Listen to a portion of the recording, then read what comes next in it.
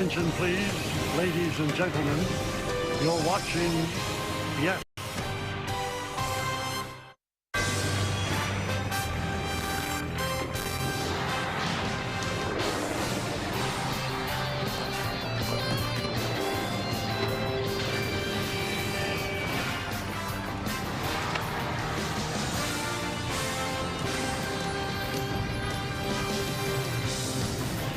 Luis Garcia Jr. in the building, ready to debut in the Bronx.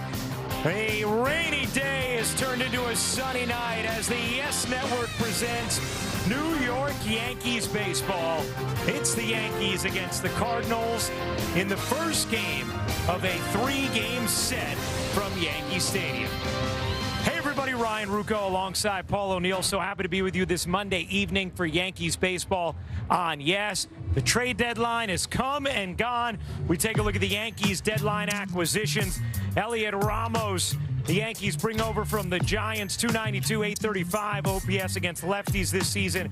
Luis Garcia Jr., the Yankees acquire from the Nationals, third in the majors in slugging. He's in the lineup tonight, batting third. Paul, what did the Yankees get in Garcia? Well, it's pretty evident what the Yankees need, and that's some offense. So they added a big bat, a left-handed bat that could really play well here in Yankee Stadium. He's pulling the ball much more. Had a tremendous year, 76 RBIs, 23 home runs. If he can bring that bat to the Bronx, he's going to help the Yankees. Yeah, that porch calling his name, 7 MLB seasons, born in New York City, moved to the DR at age 3, and Paul told you about the career highs on the production side this season. Well, coming up, our Meredith Marakovich chats with the Yankees skipper about Garcia, how he fits into the Yankee picture. That's coming up next, right here on Yes.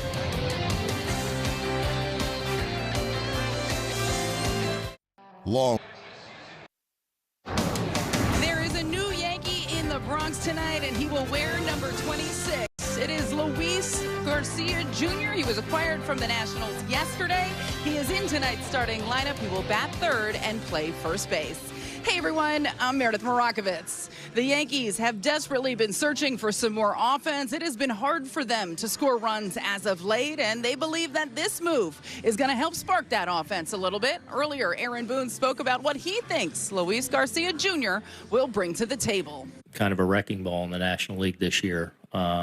I think leading that league in slugging, I think becomes an instant presence in our lineup. And, obviously we've had our struggles offensively, for a good stretch now. And we think he helps that a lot.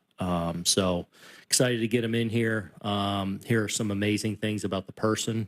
So looking forward to having him get settled in here and getting to know him a little bit, but excited about the presence he brings to this team.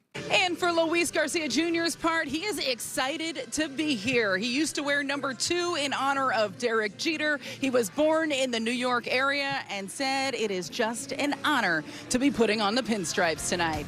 Plenty more to come here on the Yes Network when we get back. Cam Schlittler gets the ball. First pitch next on Yes. There are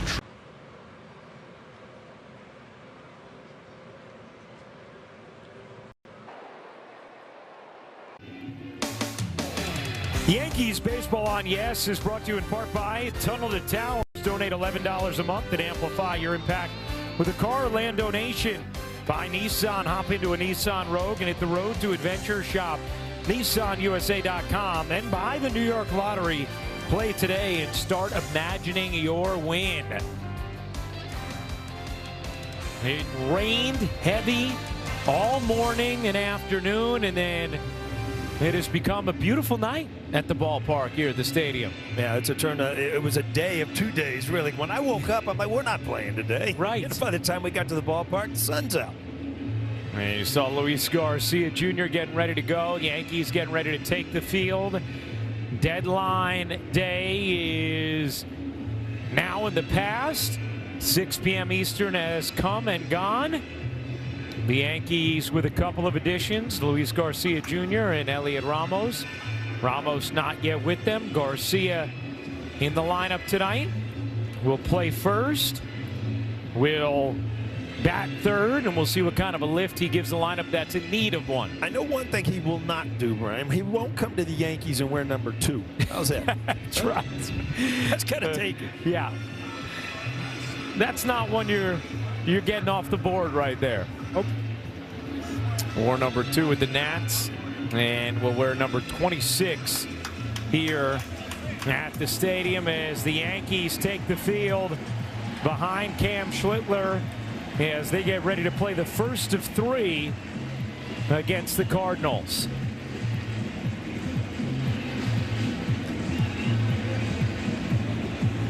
Garcia looking good in the pinstripes as he gets ready for his warm-ups at first base. And we'll take a look at the Cardinals starting lineup. J.J. Weatherholt, the impressive rookie, leads off. Jordan Walker having a huge year, bats second. Then it's Alec Burleson, Ivan Herrera, Brian Torres, Mason Wynn, Nathan Church, Jose Fermin, and Jimmy Crooks rounds out the Cardinals starting lineup. And on the mound for the Yanks, it's Cam Schlittler, 10-6, a 2.04 ERA. Let's check out the Nissan Pitchers Scouting Report. Yeah, 90+, and we're not talking about his fastball because that's upper 90s, but 90% or more fastballs this year. It's just amazing what he has done.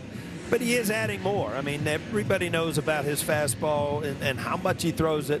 Last time out, he started throwing his curveball a lot more, almost up to 20%, which is the second most he ever has in his whole career, and everything you hope for. I don't know how else you say it. I mean, he's done everything since his first start this year. He's been spectacular all year. I mean, he leads in a lot of the pitching categories.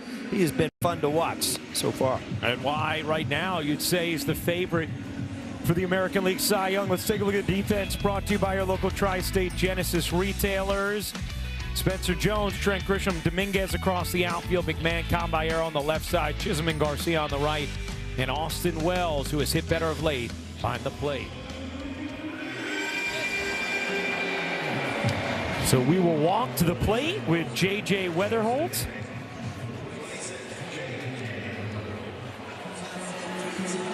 Yankees and Cardinals will get ready to start this 3-game set. A couple storied franchise going at it. It's so cool to see, you know, the big name franchises, you know, matching up in Yankee Stadium. Something about seeing the uniforms together on the field, right? Schlittler ready. And here comes the first pitch of the evening from Cam. Little high with 98, 1-0. Last time out, Tuesday at Chicago, 6 1/3 innings of 2-hit, 1-run ball, 8 strikeouts, no decision in that one. Yeah, that looked like a win on the board when he left the mound and ended up losing in 12 innings in Chicago that night. And you talked about it, the increased use of the curve in that start. And that's been a theme over the last few starts for Cam. The 2-0. And he's missed with his first 3-0.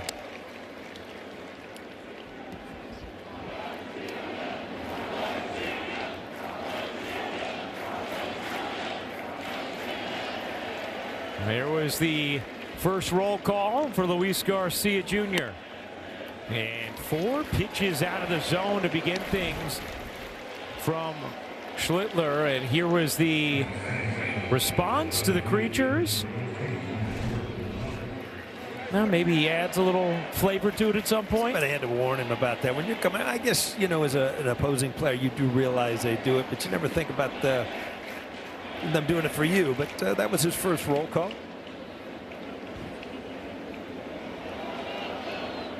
Here's Walker having a big season. There's a strike. Hey guys. 0-1. Oh, sorry, Ryan. I did speak to him before the game, and I asked him what he was going to do for roll call. So he has been thinking about it since about 3:30 this afternoon. See, how about that? Good stuff, Meredith. By the way, Meredith is going to give us a treasure trove of great nuggets throughout the night. Was on the call with Brian Cashman as well, who just broke down the trade deadline. Do you remember roll call for you, Paul? And when you kind of like roll call, I remember trade days, remember everything. Yeah, sure. But when you thought about, okay, what am I going to do here? It was just a wave. You have to acknowledge them. Yeah, they're going to keep going until you do. Or it'll turn into a boo, and you don't want that early in the game either.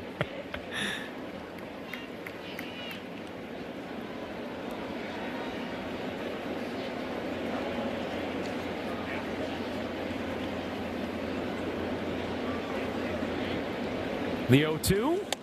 Paul, I'm trying to think. Did they start it after you were here? Ryan, my memory only goes back about 20 years. We're past that. But you know what's funny? Between all of us, usually we have, you, me, Troy Benjamin, and the truck who's a computer. I think it started after I got here. I think it did too. I think it did too. Walker swings and misses, and a strikeout from Cam. Well, Walker, he's had a breakout year. You remember him in the All-Star game with the home runs, but not going to catch up to that one. Around it a little bit with a little slight cut, but stays up in the zone and just rides above the barrel. Now, most people say it started in '98, so yeah, after you were here. Alec Burleson takes a strike. Cutter over the outside corner, 0-1. Now you see good numbers for Burleson this year, 284, 15 home runs. St. Louis's offense has absolutely not shown up for about a month now. They're kind of going through the same things that the Yankees are going through offensively, but don't have near the pitching that the Yankees do. Yeah. The umpire scouting report brought to you by our local Kia dealers. Neutral for Andy Fletcher. 28th MLB season. He is the crew chief. Alex Tossi, Corey Blazer, and Austin Jones, the other umpires. 0-2 here on Burleson. Well, Weatherholt will run 12 stolen bases on the year, so you got to keep that in mind. He's the guy that is kind of the spark of this team. Imagine being a rookie and coming in and then signing a $115 million contract, knowing the organization is kind of going to build around you. Yeah. Well, that's what you got in J.J. Weatherholt. Former number 7 overall pick. Leads off first right now. Fouled straight back. Right, and that's one of those moves organizationally where you think he's going to be a franchise cornerstone, and you say, hey, we'll lock him up now. We'll buy out the arbitration years, a year of free agency. And if you're Weatherholt, you're saying, all right, I'll take it. I'm in. Yeah, I'll take the security. That ball is rocked to right field and gone. A big start for Burleson in St. Louis as Alec Burleson's 16th homer of the year gives the Cardinals a 2-0 lead. Yeah, he caught up to a fastball after fouling a couple off. That's when you notice that you're getting seeing foul balls instead of swing and misses as you did before with Jordan Walker. You might want to mix that curveball in, but he went with the fastball again, and Burleson kind of cheated. Easily got to this ball again. This is kind of the cutter that kind of just sits right there. That's not where you want it. And these days, 2-0 hole, it feels big. Yes. Times are changing, though. Right? They're back at home. Yeah. I see the ball a little bit better.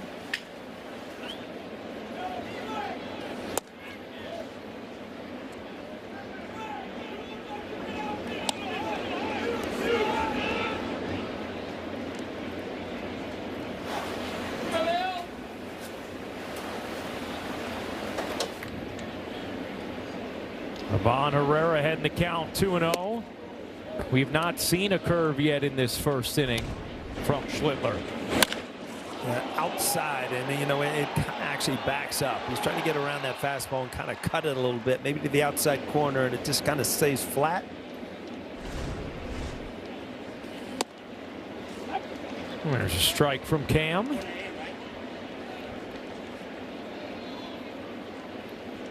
So a leadoff walk to Weatherholt. A strikeout of Walker, and then the 2-strike homer from Burleson. And another walk from Schlittler.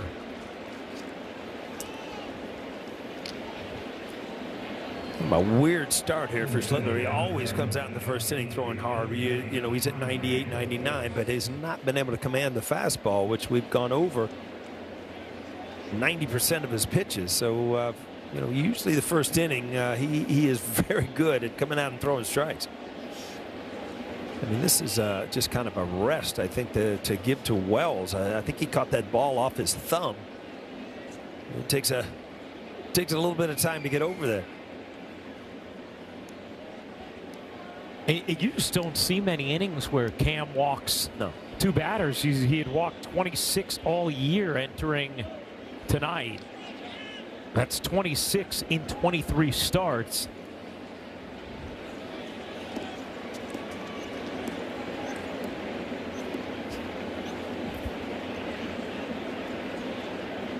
Now, Brian Torres in the lineup was not initially, but just before the start of this one, Lars Nootbaar was traded to Arizona, and so Torres replaced him in the lineup. You know what was nice? St. Louis made it an even switch. It was just Torres right in the spot that Nootbaar was in, so we didn't have to redo the whole lineup sheet. You see, I'm an advantage there because I don't make up on lineup sheets. I don't have to change it. You avoid the problem entirely. Yeah, my scorebook was having some nervous moments after that deal.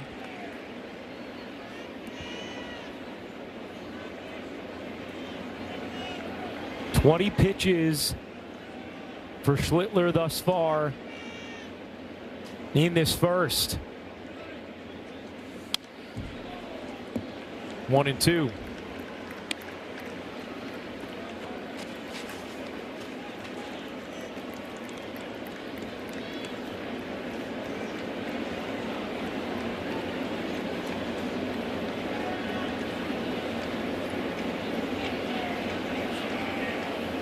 The 1-2.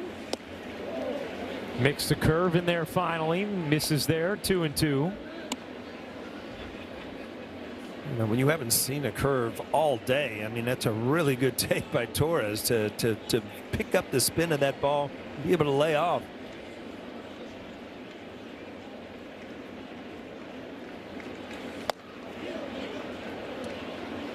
Just missed with that sinker, and the count is full. Schlittler has not walked 3 batters in an inning all season. A 3-2, runner going, pitch fouled away. Paul, you get so used to him going out and just dominating in a way that feels so effortless that when he has an inning like this, almost takes you back a moment. Yeah, you're thinking, oh boy, is that one of those nights? Yeah. Every once in a while you get off to a tough start, and if you can find yourself, you know, get through this first inning, and next thing you know, you start challenging yourself to get through 5 or 6 and leave that 2 up there, and that's it. Runner goes again and fouled away again. These are the nights where in the past you've noticed that you know, a lot of pitches, a lot of foul balls, that it's almost like Cam gets a little frustrated that he's not getting the swing and misses.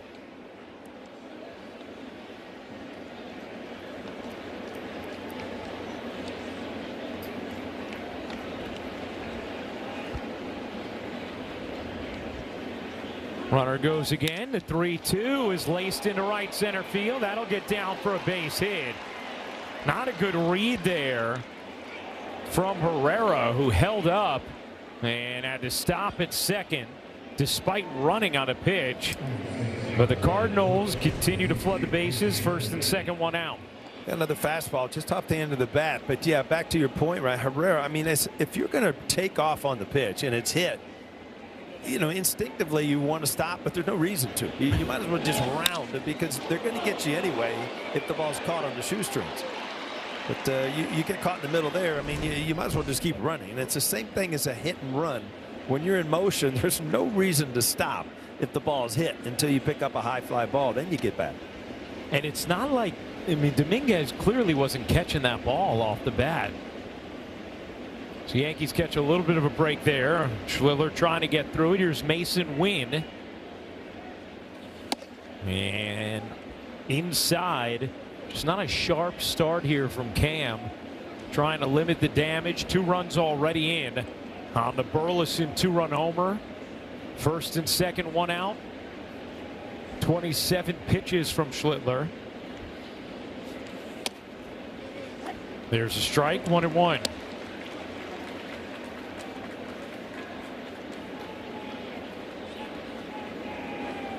Well, you hear about his win and his defense. Ex-Gold Glover from last year just has not been able to throw up 15 home runs his first year in the major leagues, and then offensively is kind of nosedive, but you cannot take that glove away from him. He is something at shortstop.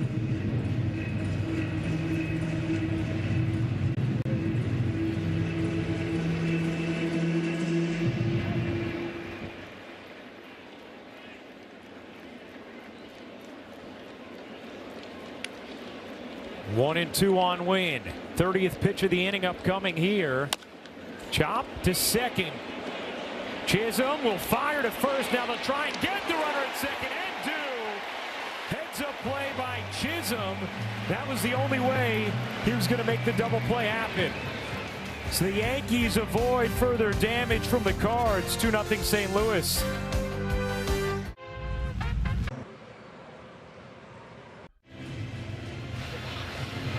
Well, Cam Schlittler able to get out of it without yielding any more. 2-0 St. Louis. And after a half inning, we take a look at the Yankees starting lineup. Trent Grisham leading off. Then it's Ben Rice. Luis Garcia Jr. making his Yankees debut. Will bat third. Spencer Jones had some big moments on the road trip. Bats fourth. Dominguez, Chisholm, McMahon, Caballero, and Wells round out the Yankees starting lineup. And Michael McGreevy on the mound for St. Louis. Let's check out the Nissan pitchers scouting report. Well, McGreevy, he's been really good, but boy, did he have a bump in the road his last outing. He had been pretty good, but all of a sudden, bad last outing, 7 earned runs in 1 2/3 inning. You'll see a lot of balls in play, though. Doesn't strike out a lot of hitters. Second lowest in the National League at only 16%, but does not walk a lot of guys either. So you see a lot of swings. Good sinker. Hitters are only hitting 198 against his sinker this year. And here's Grisham looking to break out of it. He has been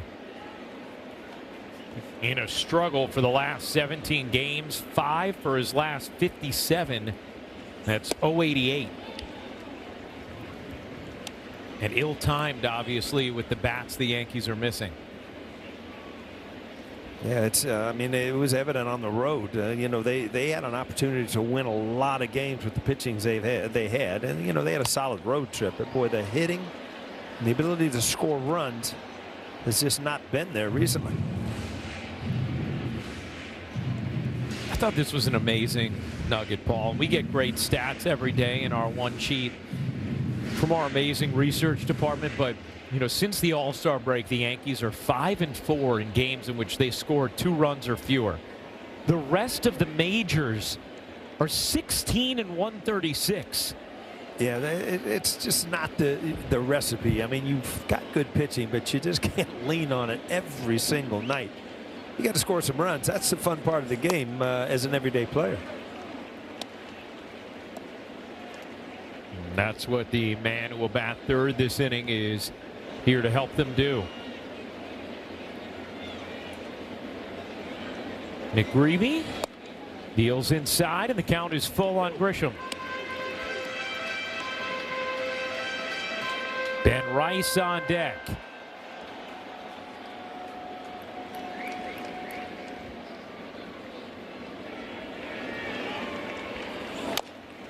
Grisham stays alive.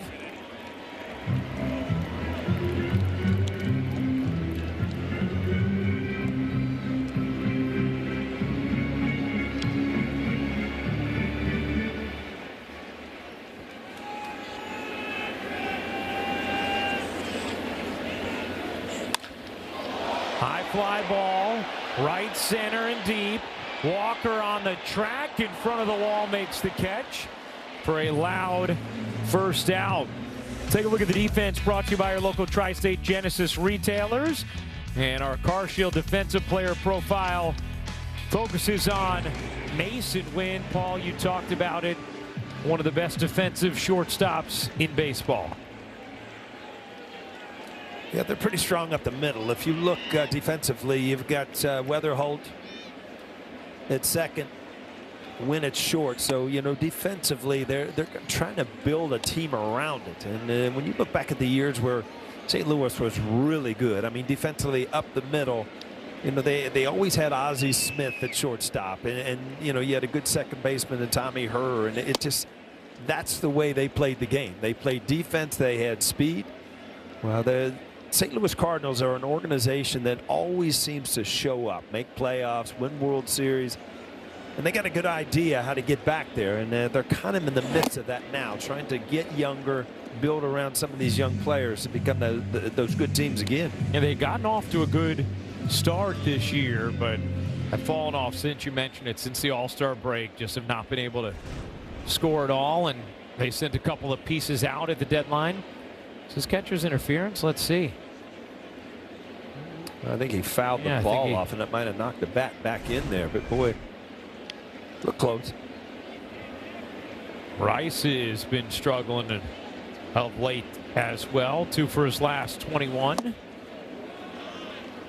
Still second in the majors in slugging, though. Only Yordan Alvarez with a higher slugging percentage, and then that man, Luis Garcia Jr., is third. The 2-2. Rice stays alive.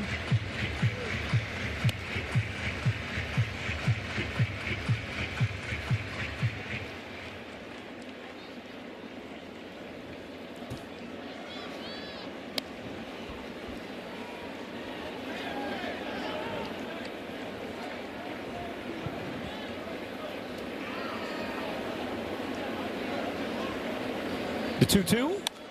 Rice staying alive. McGreevy not much of a strikeout guy. Second lowest K percentage in the National League. Saw the way Grisham battled him in that first at bat before flying out to deep right. Rice battling here. And again, another foul ball. Kind of like Schlittler in the first inning with the foul balls. You can see McCreevy, same thing, just putting his head down, like, you know, put it in play, strike out, do something. Don't quit fouling the ball off. The 2-2. There's ball 3. So 15 pitches already for McCreevy. And a payoff coming to Rice. The 3-2. Guess what, Paul? Was that a foul ball? Right? It was. Another.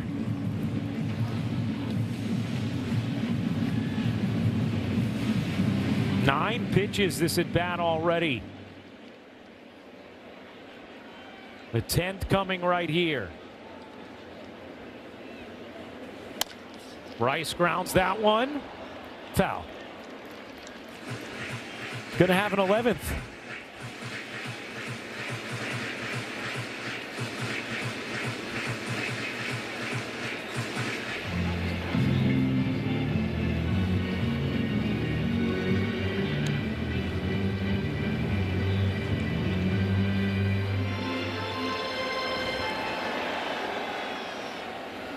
Now the 11th pitch of the at-bat upcoming to Rice with Garcia waiting on deck. Another 3-2 and another foul ball.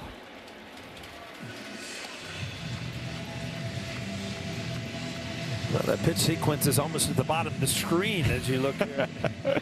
Not much left in the kitchen sink there. You've seen everything he has. Another payoff. Rice pops that one up. In play. Shallow left. Torres down. Makes the call. The catch. And the second out of the inning is made. Batting third for the Yankees, the first baseman, number 26, Luis Garcia Jr., number 26.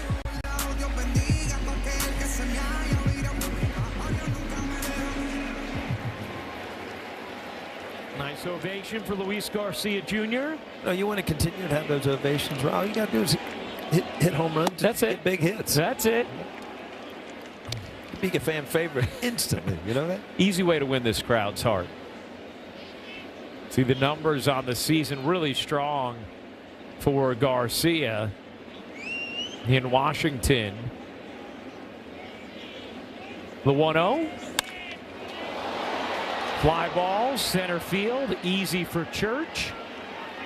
And Garcia retired in his first at bat as a Yankee. 1-2-3 go the Yanks. St. Louis 2, Yanks nothing through 1 at the stadium. Nothing left. Go all in on game nights with MLB Plus. Stream MLB Network 24/7 and select out-of-market games every week, plus live radio broadcasts of every game. Game Day 3D, big inning and minor league action. Visit MLB.com/MLB Plus to subscribe today. Love that beautiful shot here of our wonderful city as we start the second inning. Cam Schlittler back to work, was able to limit the damage to 2 runs in the first. In a 30-pitch first inning. Alec Burleson's 2-run homer the difference right now.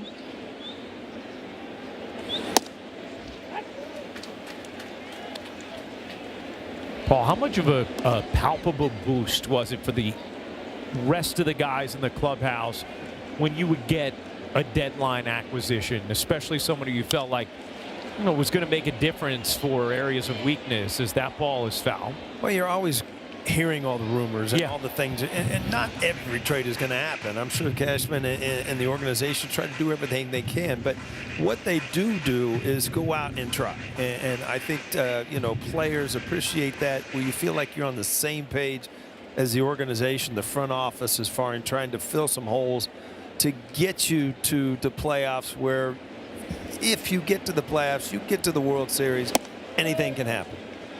And with this pitching staff, you score some runs, a lot's going to happen.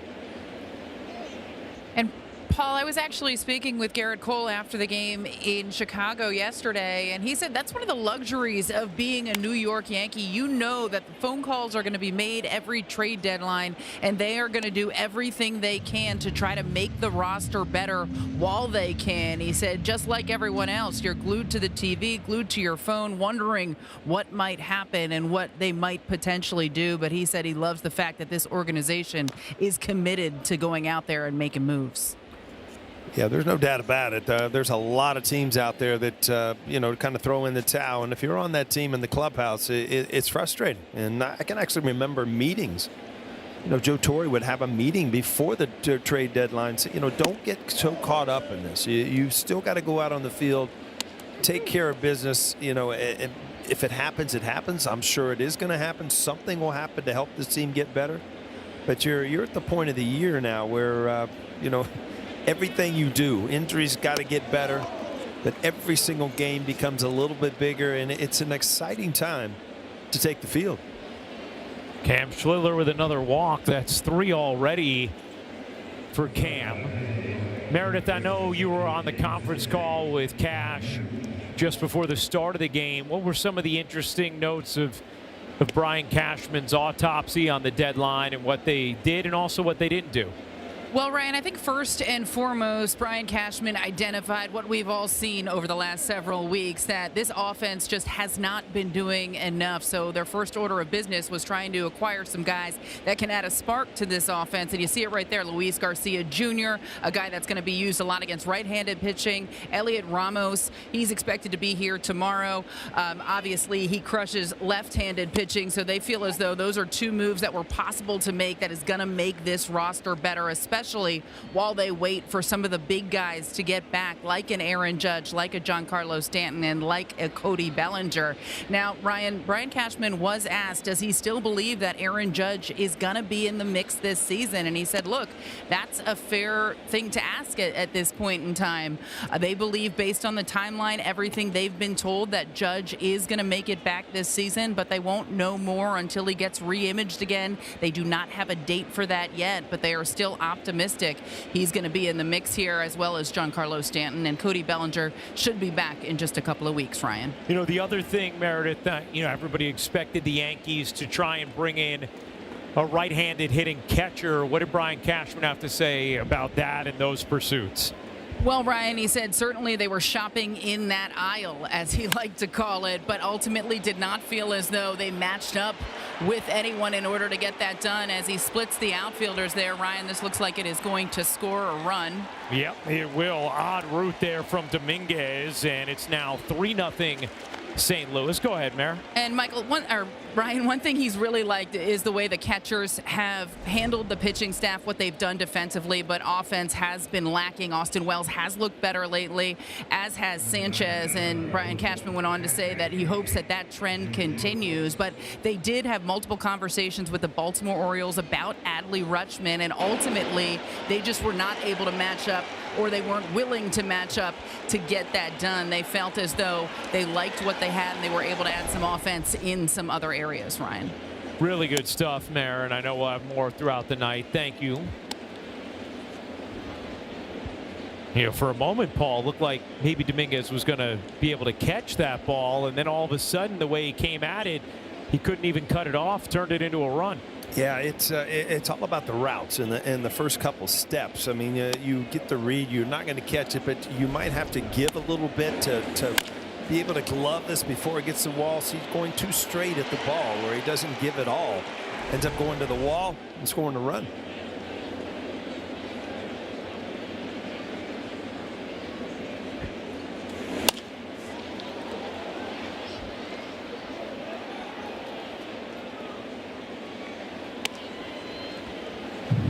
Been a tough start to this game for Schlittler. 2 walks in the first, gave up a 2-run homer to Burleson. A leadoff walk here in the second. That's already come around to score after the double from Fermin. Pitch count already at 44. No outs still here in the second. Jimmy Crooks. Heck of a name. Batting 9th for St. Louis.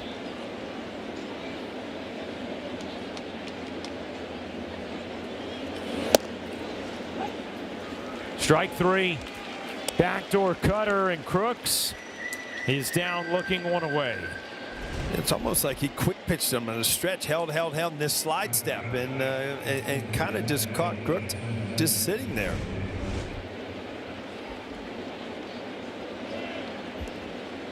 Here's Weatherholt.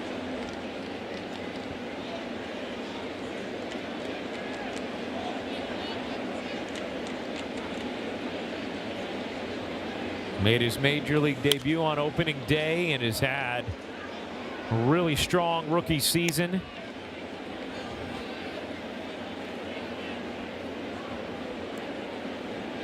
Was the Texas League MVP for AA last year.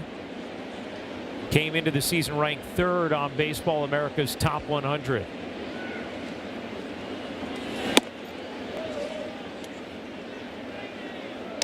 You talked about the defense. He and Win play up the middle. I mean, the outs above average numbers for Weatherholt are off the charts at second base.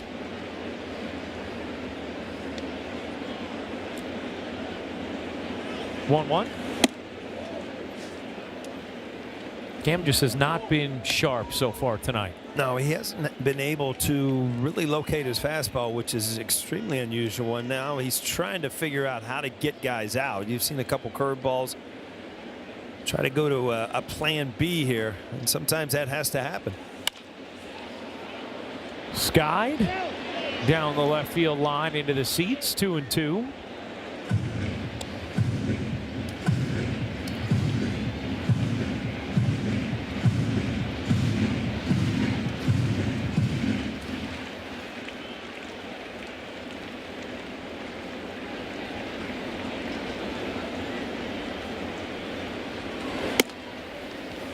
3-2. If you notice, a lot of those cutters are almost backing up. There's really not a lot of sharp bite on it, and that's all obviously the release of the ball, and it's such a fine area. Still had the velocity in the first inning, but seems to be dipping down a little bit now. Boy, this is just so rare to see walks like this from Schlittler. That's 4 walks already, and Matt Blake will make a trip out to the mound. Take a look at the leaders brought to you by your local Tri-State Buick dealers. How about the RBI leaders in the National League? Jordan Walker with 81 of them, 3rd in the NL. Well, first time up, he threw the fastball right by him. That's really the really good fastballs he threw in the first inning. So whether you feel like you still have that pitch or you're going to do something different, but this is where outs can make or change this game. Yeah. You know, I mean, you give up a big inning the way your offense is going at this point, you're in trouble. Right now, you keep battling, let the Yankees get back in this game. You're still all right.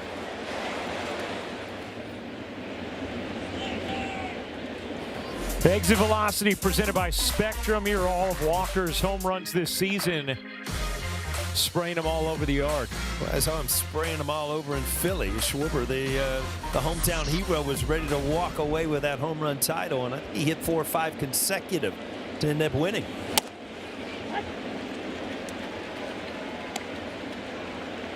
And a 107.8 average exit velocity on those homers.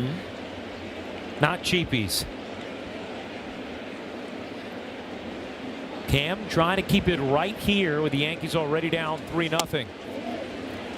He had Walker way off balance on that curve. Just missed. 1-1.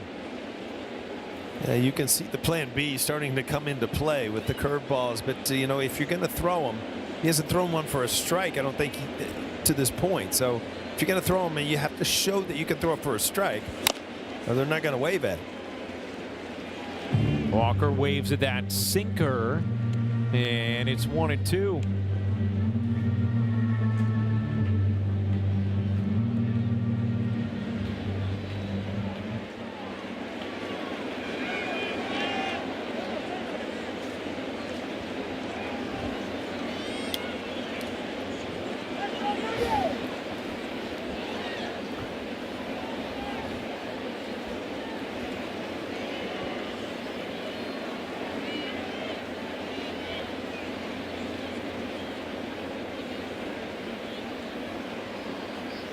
The 1-2.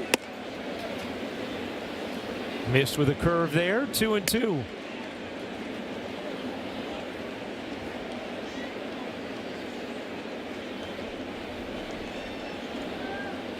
"55 pitches already for Cam." Here comes the 2-2. Swing and a miss. He has fanned Walker twice. Big strikeout there, 2 away. Was not able to throw the curveball for a strike, but at least he showed him another pitch, and by doing that, that fastball up in the strike zone, way underneath it. Here's Burleson, who homered his first time up.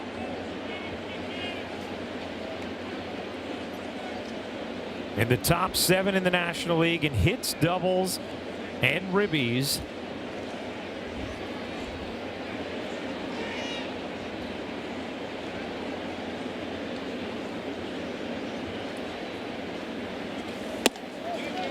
Went around 0-1. The Optimum Fiber, famously fast replay. Here was the homer. Yeah, after a lot of foul-offs and fastballs, kind of a backdoor cutter that just laid flat right there to his bat. Yeah, 1. And Cam ahead 0-2. Was able to strand runners at the end of the first, trying to do the same thing here in another laborious inning in the second.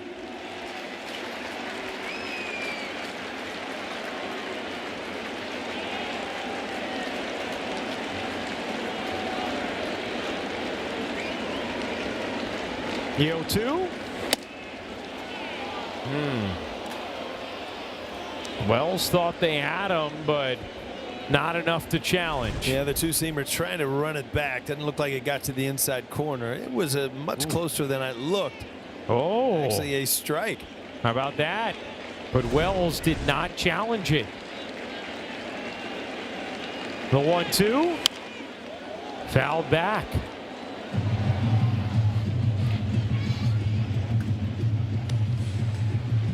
Interesting that Wells was running into the dugout but did not challenge it.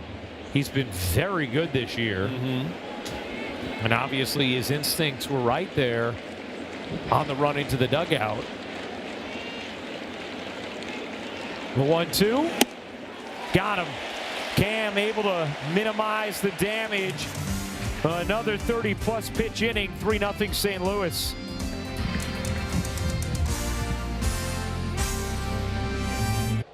The Cardinals lead the Yankees 3-0 as we head to the bottom of the second. At about 3 o'clock this afternoon, a lot of action here at the stadium. Carlos Rodon was on the mound throwing a live session. He threw 40 pitches, 2 ups in that one. And who was he throwing to? None other than Giancarlo Stanton, seeing some live at-bats for the first time in a very long time. I spoke with Rodon after that session. He said he felt great. Next step will just be to build up that pitch count even more. Rodon said that's what it's all about right now. They haven't yet decided whether or not Rodon will throw one more live session or if he'll have a rehab start, but he does feel like he is moving in the right direction. Also noteworthy, Giancarlo Stanton, after that session, went out to the outfield and continued his running program. Ryan, no time frame exactly when Stanton will be back, but he is clearly making progress, and tomorrow it's going to be Clark Schmidt on the mound facing some hitters. He told me it'll be a 3-up session, probably around 45 pitches. After that, a potential rehab start for him. Schmidt was excited about his progress when he spoke in the clubhouse earlier today, saying he will do whatever this team needs. He just wants to be a part of it down the stretch, Ryan. All right, Mara, thank you very much. Tonight's injury report was brought to you by Montefiore Einstein, the official hospital of the New York Yankees. Did you see that swing? I felt it. That wasn't supposed to go in the first row. That was supposed to go in the first row in the Bronx. Oh, love it.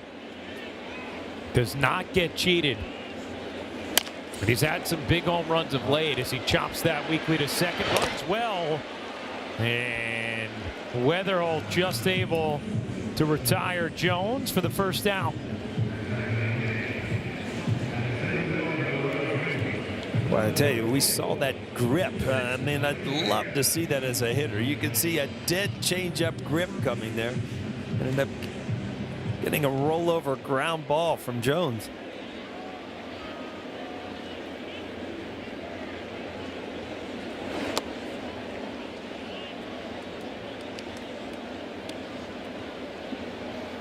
Curve in the dirt, 1-0.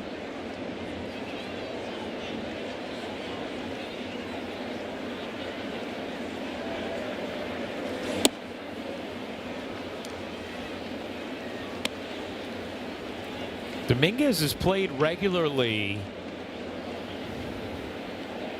since being called back up and has not produced a lot, about a 660 OPS in these last 43 games. And you wonder if he's going to be yielding some playing time to Ramos once he joins the Yankees. Brian Cashman said earlier today he expects Ramos to play a lot here in August against both righties and lefties.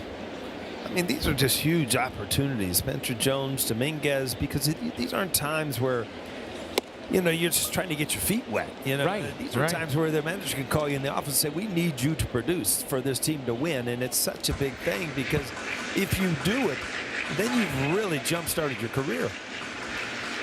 Think about some of the moments Spencer Jones had on that road trip. Big impactful swings. 3-2. That's in there for a strike. Dominguez down looking 2 away. Well, that's a two-seamer. We talked about it in the scouting report, and he's been very successful. Throw it right at the front hip. Dominguez gives up on it, and it really has a lot of plate when it's all said and done.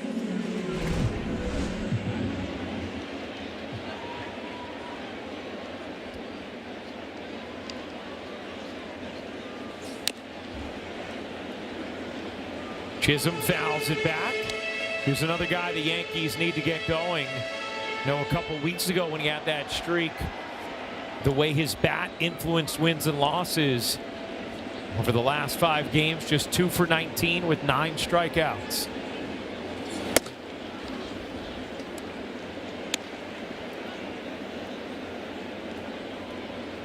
I think every once in a while when Jazz goes through times where he slumps a little bit, he tries to come out of his slumps by hitting home runs and, you know, taking a little bit longer swing, a bigger swing. And that's kind of really what got you in the mess in the first place. Yeah. I mean, you got to start staying. And he could be so good, you know, hitting up the middle. And he's going to hit his home runs. He has great power. But he could score runs by walks and stealing second and then scoring runs. Those are the things that not everybody can do. Rolled to first. A 1-2-3 second for McGreevy. We go to the third, and the Cardinals lead it 3-0 at the stadium.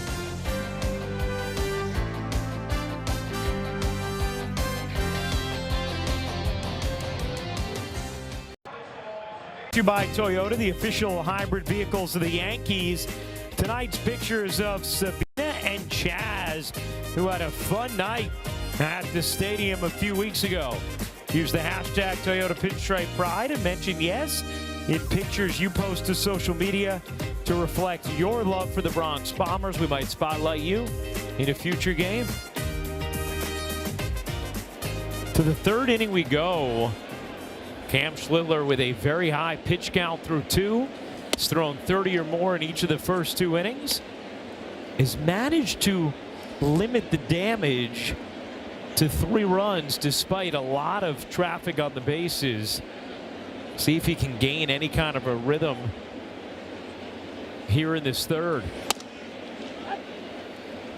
Had big strikeouts of Walker and Burleson back-to-back with 2 on and 1 out in the second to end the inning.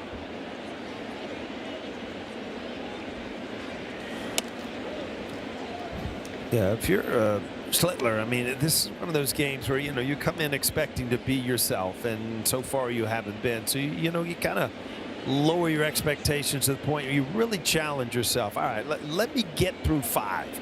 And, you know, that's not his usual mentality. But after the pitches he's thrown and how hard he's had to go after these guys, you know, you got to have a short little challenge here. And that's to throw a couple more zeros up, get to the 5th inning, and at least get there.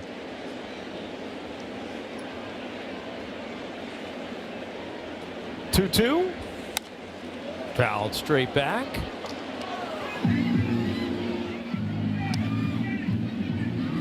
You can see the velocity down a little bit, and I don't know if that has to do with just one of those nights, because early he was 98, 99, and then all of a sudden you start to take into account how many pitches, you know, in a short period of time. And again, the curveball set up for a strike 3, just not able to throw it for a strike. Count is full on Herrera.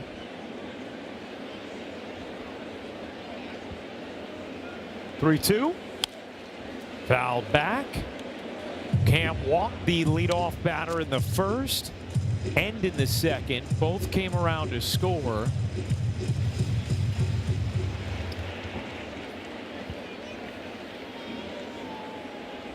Three-two. Another foul ball. This is going to be the 70th pitch of the night for Schlittler. With no outs in the third. Payoff. That is fought off foul as well into the third row behind the Yankee dugout.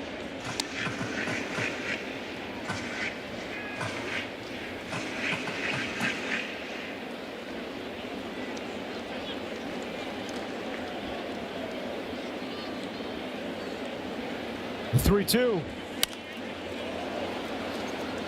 Another foul. Nothing easy tonight for Cam. No, a lot of foul balls, which just the ride on the fastball not there, the velocity down a little bit, the location, just everything just a smidge off. I don't care how good you are. I don't care if you're Bob Gibson. You're going to have nights where, sometimes everything's just not there. 3-2. Did he go? No, and that is the 5th walk of the night for Cam Schlittler, which has tied a career high.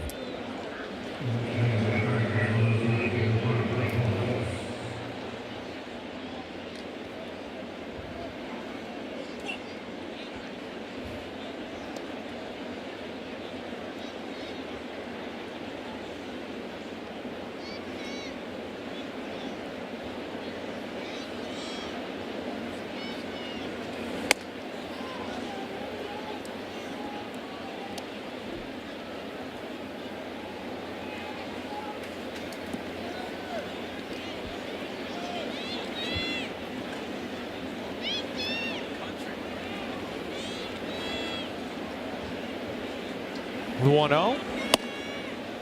Gets a call there, 1-1.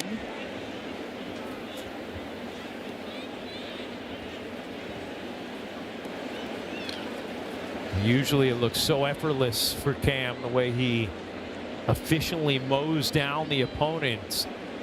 Just has not been that way tonight from the first batter. Runner goes, throw down, not in time. And a stolen base there for Herrera. Only Herrera's 7th of the year, but this was stolen on Cam. See, just kind of a running start, just standing there, acted like nothing, and got a great jump.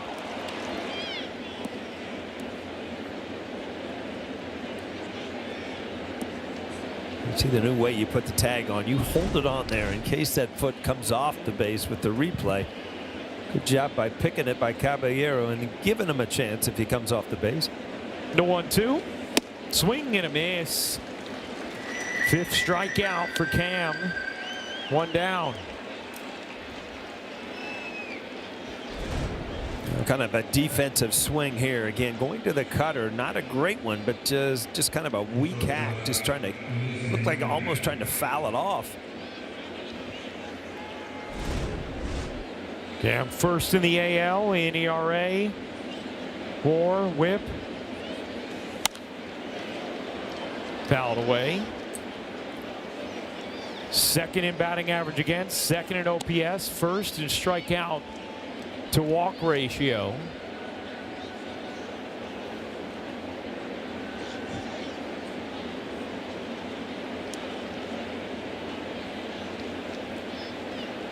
The 0-1. Swing and a miss, 0-2.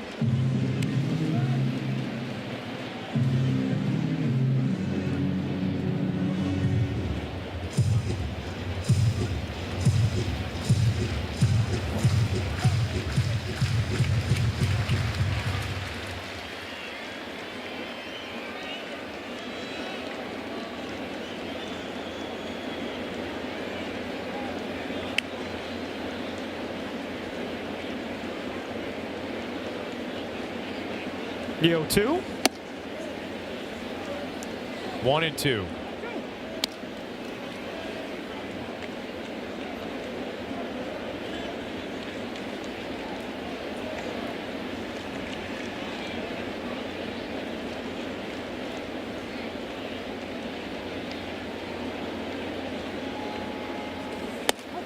In there for a strike. Back-to-back strikeouts from Cam, 2 away.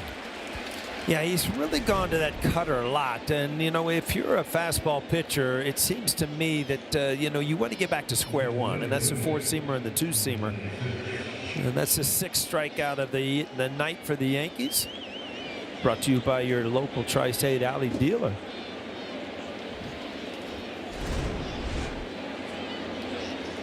Well done there, Paul. A little nervous on that one.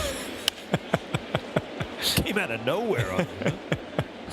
I'll make it a point not to talk during the 6th. No, you know what? I made an executive call there. I turned that paper towards you because I knew you had it, and you did. I thought you were writing me notes. I didn't know I was supposed to read something. No.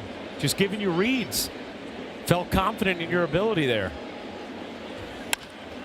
Line drive, base hit left field. Herrera being waved home. Here's the throw from Jones. Not in time. It's an RBI single from Nathan Church, and the St. Louis lead is now 4-0. Well, you're definitely not seeing Cam Sutler at his best. His ball up in the strike zone. Really a nice piece of hitting. Just shoot it the other way. Spencer Jones not able to get rid of it quick enough to give him a shot at the plate.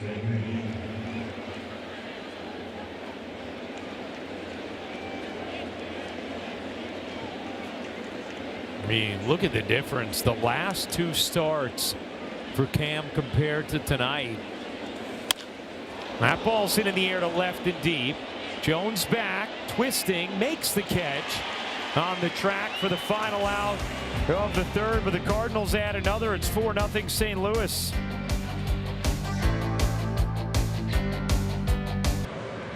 Baseball on Yes is brought to you in part by Amazon. Spend less on your kids for back to school. By local tri-state Genesis retailers. Learn more at genesis.com. And by Optimum Fiber, famously fast fiber internet. Oh, some of the legends who have worn Cardinals and Yankees uniforms throughout the years. You're talking about all-time greats donning these uniforms. As we get ready to start the bottom of the third, St. Louis a 4-0 lead. As McMahon leads off. Top two organizations in championships. You know, you would always think, oh, the Dodgers. But no, the Cardinals 11. Well, outnumbered by the Yankees 27. Yeah. You know, it is what it is. It's a distant second. It's kind of like what you saw up there with Lou Brock and Ricky Henderson. Remember Ricky? I finally broke Lou Brock's record that he threw, you know, another 500 on top of it. Yeah, shattered it. One of the all-time greatest speeches I've ever heard. Him the day he broke the record. Today, I am the greatest of all time. Yes. I do remember that. I'm surprised he didn't say Rick. Ricky's the greatest of all time. Because, you know what, he used to talk to you. It was always in third person. I'm like, Ricky, I know who you are, man. Play FanDuel's Daily Dinger for free every day for a chance at a profit boost.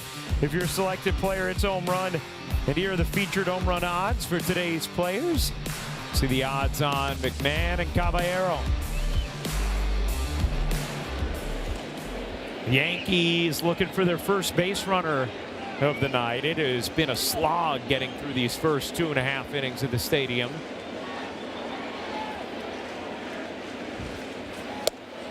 McMahon down on strikes. Second strikeout for McGreevy.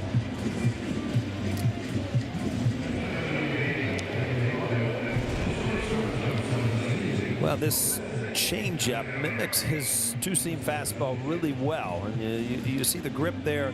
Same kind of spin, but just takes a lot off of it. That McMahon way out in front. Here is Caballero.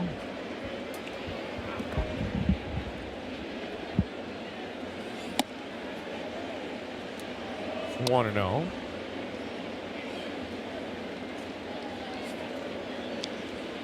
Caballero 6 for his last 14.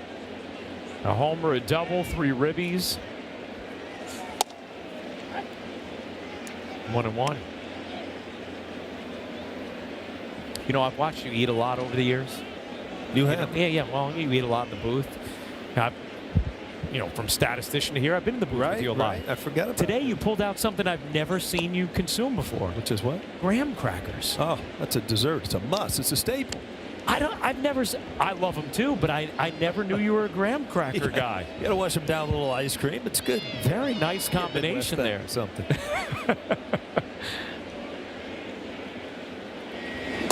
To this day, Andy, my oldest, can remember graham crackers and milk watching TV on couch. I love It's it. the way it is. It was an O'Neill family staple. It was.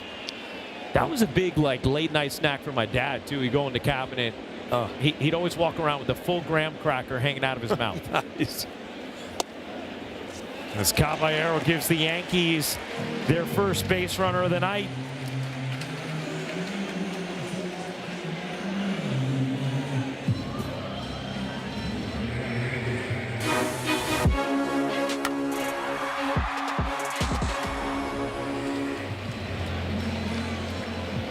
Now the Yankees did not acquire a catcher at the deadline, and Meredith detailed for us You know, Brian Cashman taking the media through why things didn't match up when it came to the Yankees, price tag, who was available, etc. If you want to play the optimistic card, which I understand when you look at the season numbers of Austin Wells, it's hard to stomach that. But his last 15 games, he's been really productive at the plate. You hope maybe you can find that level of production with more consistency. His last 15 games, an 886 OPS. Yankees could really use that. Well, there's no doubt it's been kind of a black hole behind the plate offensively. Done a great job defensively, but you know, you just didn't ever expect these type of numbers going into August. Yeah, Austin Wells. You know, sometimes you hear all the rumors we're going to get another catcher, and all of a sudden it didn't happen, and Austin Wells might be able to look in the mirror and say, you know what, I got an opportunity now to turn this thing around. You know, I could be the hitter I'm supposed to be for the rest of the year. It's not going to make up for what I did to this point, but if you can play little games with yourself mentally, you know, you can get away from just you know, beating yourself up every single day about not putting up the numbers you expected. Such a great point, Paul. Maybe there's a little exhale in the aftermath of, hey, this opportunity is still right there in front of him. Yep.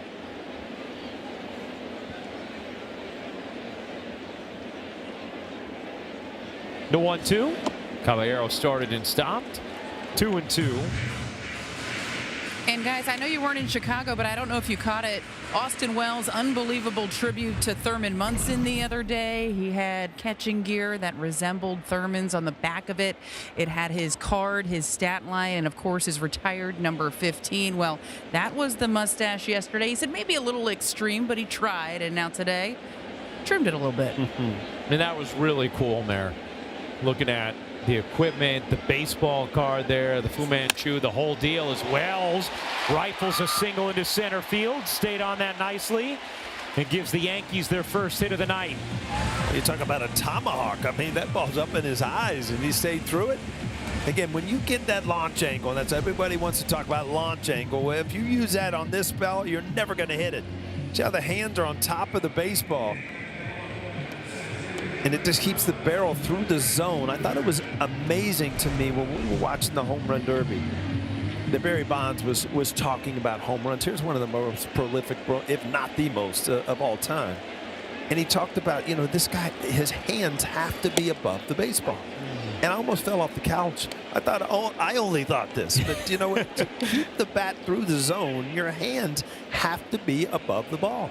And now you're so into, you know, launch angles and getting the ball in the air, it just does not produce high averages, and it doesn't give you the opportunity to hit that pitch a little bit high out of the strike zone.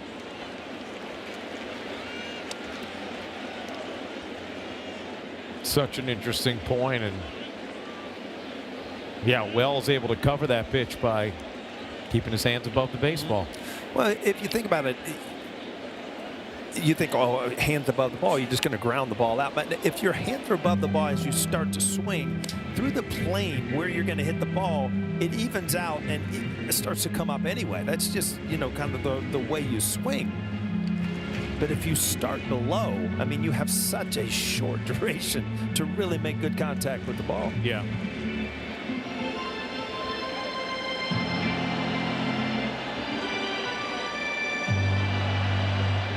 Yankees with an opportunity here to climb back in. Rice on deck.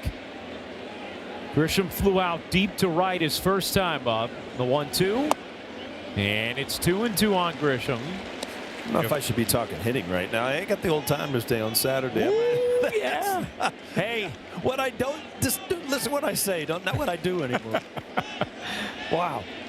I see a gapper for you on Saturday, Really? Paul. Yeah. You're the first. Just take it easy as you dig for second. Believe me. I saw Mariano hobbling up the hall last year, yes. Yeah. It's all fun and games, so you're hobbling, right? You got 18 holes you need to be walking. Exactly.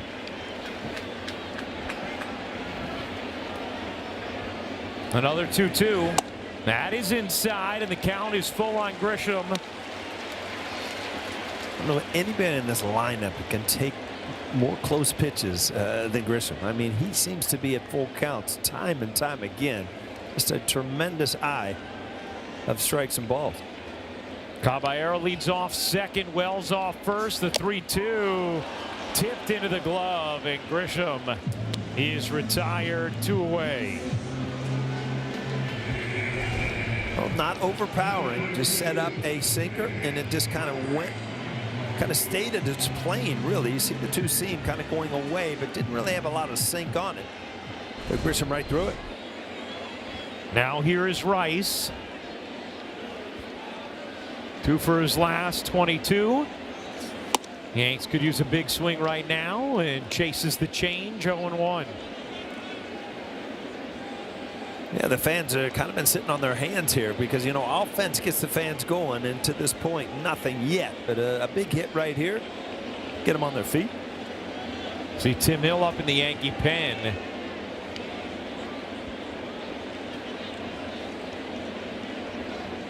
And Cam, 83 pitches through 3 innings.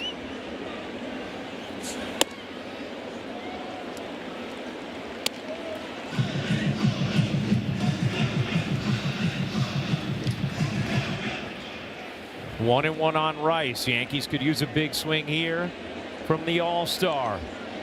With Caballero leading off second, Wells off first.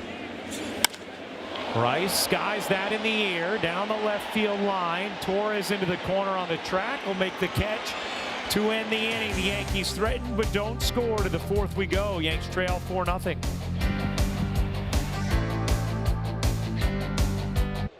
Tim Hill in relief of Cam Schlittler. Just 3-inning outing for Cam. This bullpen budget brought to you by Citizens. Make sense of your money with Citizens. So the Yankees, you would think, would not have the services of Hedrick tonight, certainly after working the last 2 games.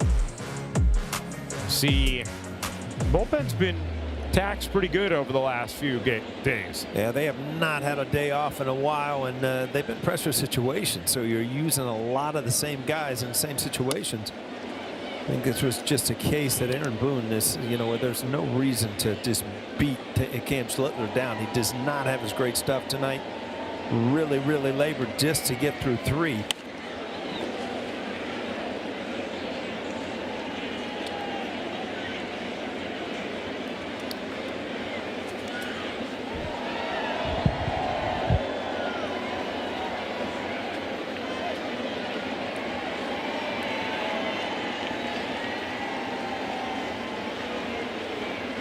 One,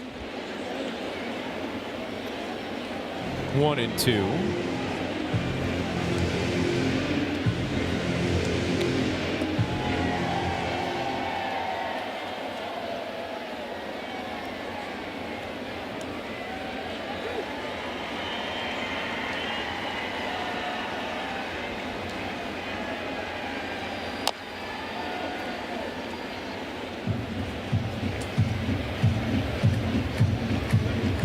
Crooks, part of a 3-man catching trio for the Cardinals. Along with Ivan Herrera and Pedro Pajes.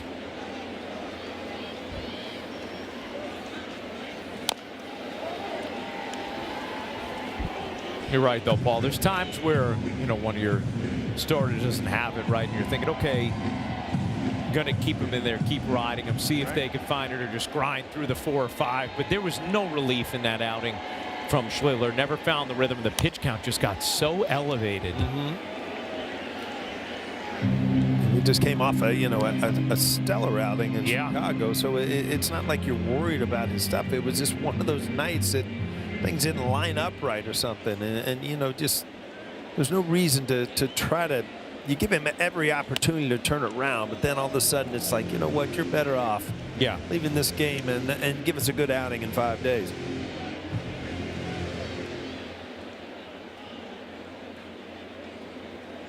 Yankee starters, 4 runs allowed tonight. They had allowed 3 runs in their previous 6 starts.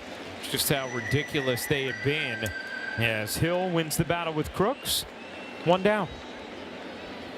Well, Tim Hill, no fun for a lefty with that sidearm delivery. See that two-seam spin? See that little balance. By that sidearm, you kind of open up as a lefty, and you kind of lose your balance to get that ball outside. You just can't reach it. Castro warming in the Yankee pen.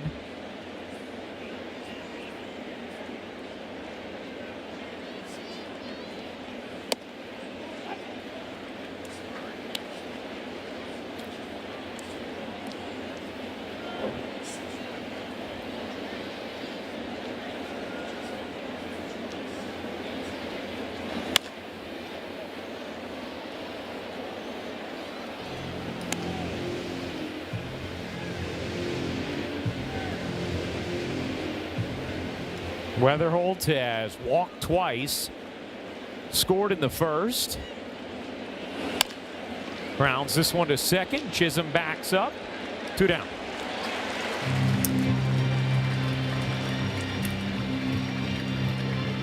Well, this is what Aaron Boone's looking for. You know, you get some guys to give you some zeros. Hopefully, you know, you pop one in the stands or get back in this game. But right now, in the past week, it's all about the bullpen, you know, trying to hold the lead. Now it's trying to keep it where it is to give the offense a chance to wake up.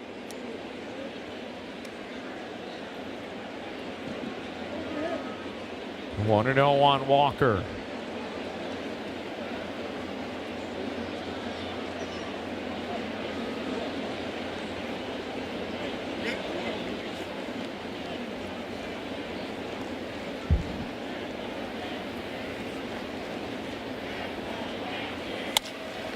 Poke to right field. That's going to get down for a base hit.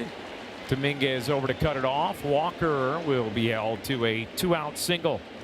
Well, one guy who was glad to see Schlittler leave was Walker with a couple strikeouts. But then this is what's coming at you. A little two-seamer. As it starts to sink, he just cuts it off. Doesn't try to pull it. Just shoots it the other way. Well, it looks so easy when you do things right, doesn't it?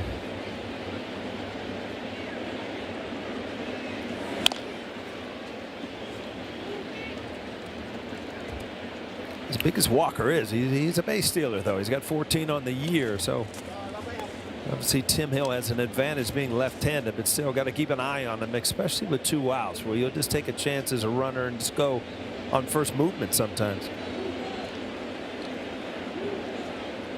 Burleson has struggled against lefties this year. 194 batting average. Didn't struggle on that swing. Goodbye. Second homer of the night from Alec Burleson. Another 2-run shot, and it is now a 6-0 Cardinals lead. Well, 2 quick outs, and all of a sudden a base hit to right and another bolt by Burleson.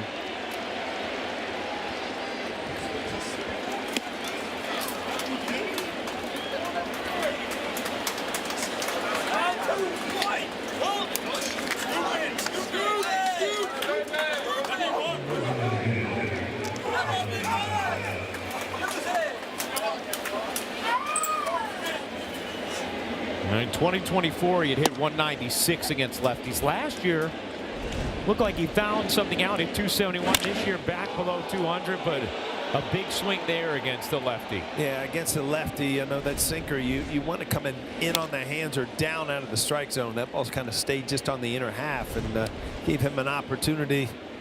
The old bail and whale kind of open up, and the ball's right there from a lefty.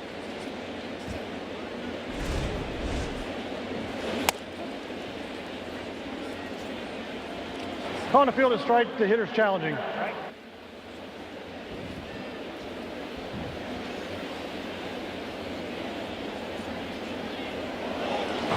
Call is overturned. A ball. St. Louis still has 2 challenges remaining. ABS powered by T-Mobile. If you know what I hear what a home run sounds like, well, that's it. Right off the bat. Line drive.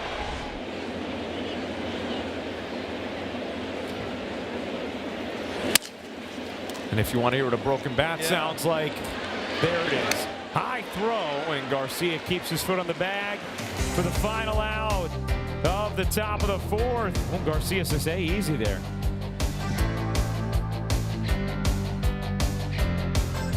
One of today's player props brought to you by Bet365, where winning is everything. Luis Garcia Jr. to hit one or more home runs. Made his Yankee debut, second at bat. Flew out to center his first time. And takes strike one to McGreevy. Garcia was first in the National League in slugging, ninth in homers, fourth in ribbies. The numbers against righties this year, fantastic. .295 batting average and .918 OPS.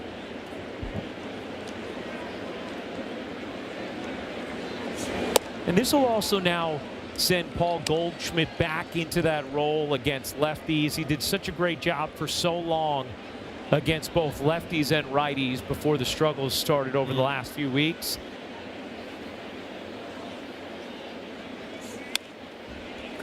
Well, he's got a quick bat. StatCast 3D, powered by Google Cloud. Here's Garcia's home runs. Looks like a swing built for Yankee Stadium. Well, you see the one to left field and one to center, and everything else is pulled. But, you know, you can tell just by watching him swing in that. I mean, that's just a beautiful thing. 2 strikes. Don't try to pull everything. That ball off the end of the bat, but just lace the other way. It's got to be a relief, too. I don't care what kind of year you have. And you get traded first night in, you want to get some things done. Having a couple good at-bats is one of them, and that's a great swing right there. Luis Garcia Jr. with his first hit as a Yankee. Big smile on his face. And it kind of opens up, but you'll see his shoulder stay square, hands stay back, and he's still able to handle the outside pitch.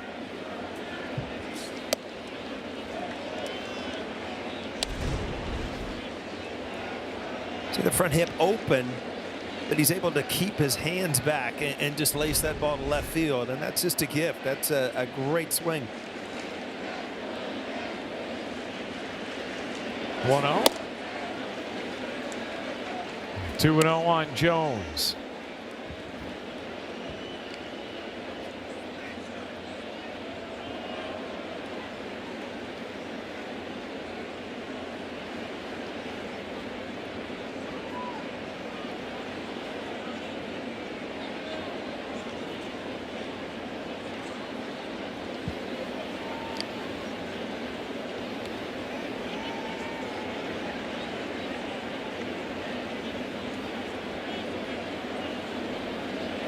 The 2-0. And it's 3-0 on Spencer Jones.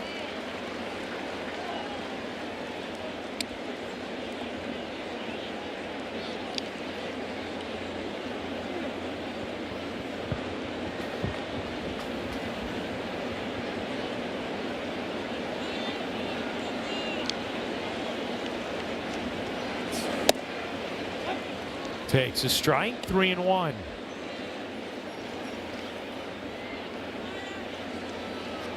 Last 8 games, Jones 3 homers and OPS of 1062.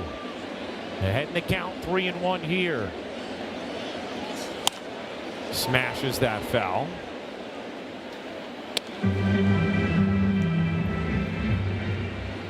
And McGreevy kind of hung that. A lot of times pitchers, when they have to throw a breaking ball for a strike, they kind of aim it. And that's the case right there. A hanging breaking ball.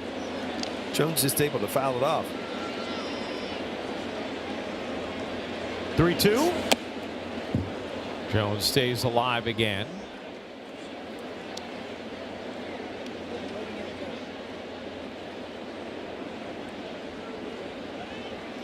Yankees thinking about a catcher interference maybe there. They will not.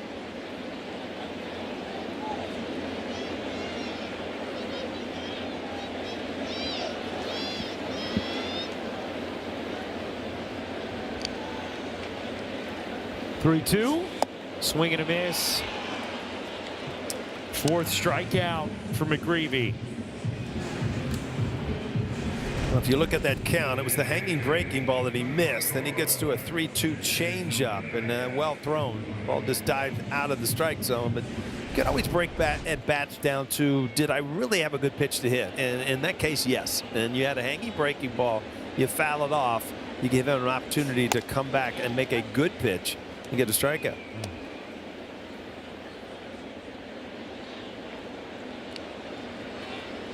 Dominguez struck out his first time.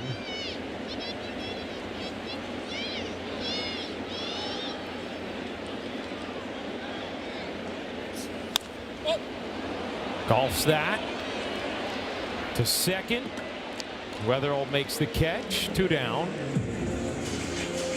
Paul, this really feels like one of those, that's baseball, Susan, games, because if you looked on paper, I mean, the Cardinals offense has been horrible. The last month, they are last in Major League Baseball in virtually every offensive category. Cam Schlittler is the favorite for the American League Cy Young, coming off 2 brilliant starts, and yet he lasted just 3 innings. The Cardinals have a 6-0 lead here in the 4th. It's not a video game. Right. You're saying that analytically that doesn't fit the bill. It's not what's supposed to happen. Sometimes what you punch in isn't what gets put out on the field. And that's baseball, Susan.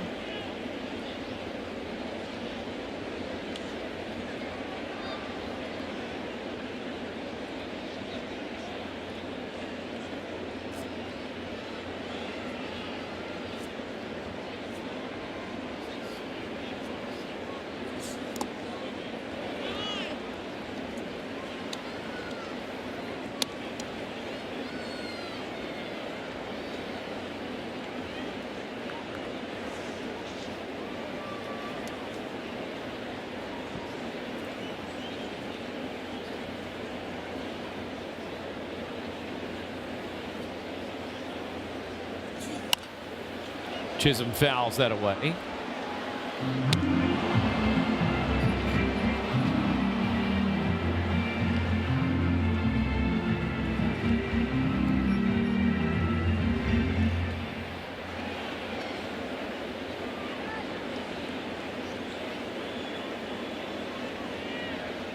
Garcia leads off first.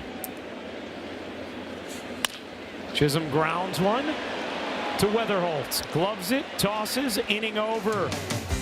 Yankees can't do anything with the leadoff hit. Beautiful night in the city.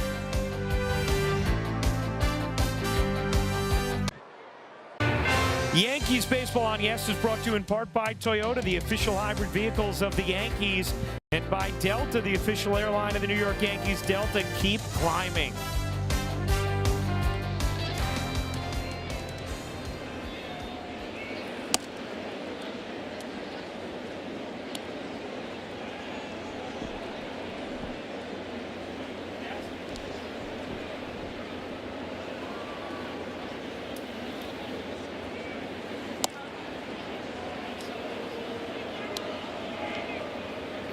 Brian Torres leading off. Cardinals have scored in every inning.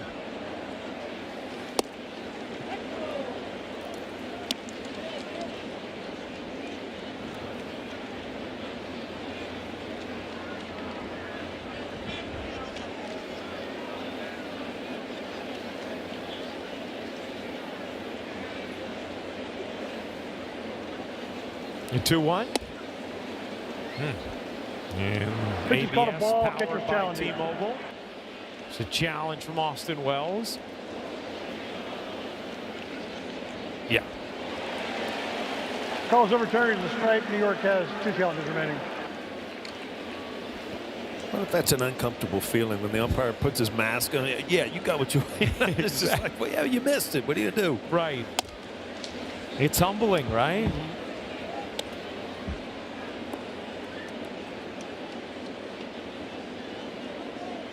You are corrected in front of 50,000 people.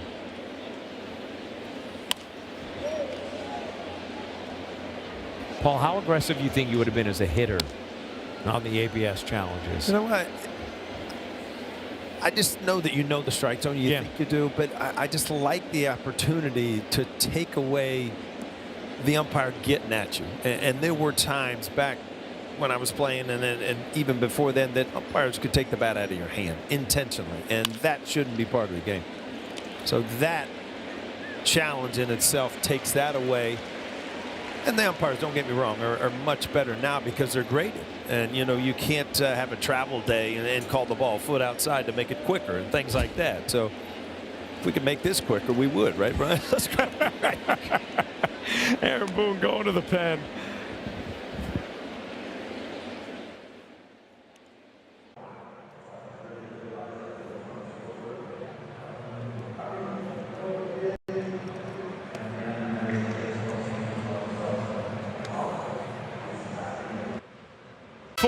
How about that? Thank you, Mel. How about that with Mason Wayne as a high school freshman was required by his mother to take a Money Matters class to prepare for managing future pro earnings. His mother kept him from playing high school football, telling a coach his arm was worth $1 million, and he routinely threw 98 miles an hour in high school and entered pro baseball as a two-way prospect before moving exclusively to shortstop after a minor arm issue. Mom knew what she was doing there. Mom had some confidence in Yeah. this, didn't she? There's Kervin Castro. Last MLB appearance was July 22nd. And he deals up high. I look back at when I got to sign a contract. My mom said, you know what, I'll let you say, you're going to college in the off season. Oh, she was so sure. Wanted that backup plan. Uh-huh.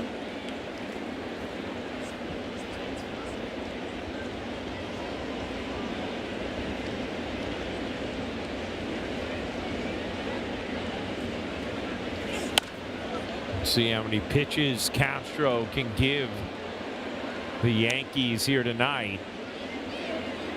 In case you're just joining us, Cam Schlittler with a rough one, labored through 3 innings, allowed 4 runs through 83 pitches in those 3 innings. Tim Hill got 2 quick outs in the 4th, and then a single from Walker and a 2-run homer from Alec Burleson, his 2nd homer of the game. And those are the 6 runs for St. Louis.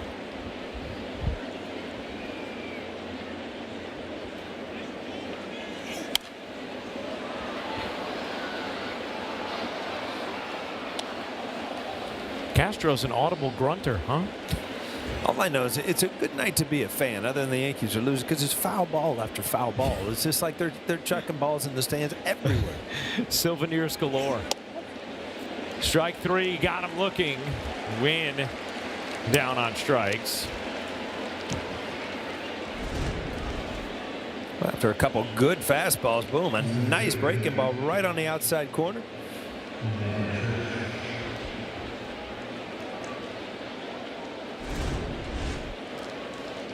Castro threw 16 pitches on Saturday on 1 day of rest here, had 3 days of rest before that.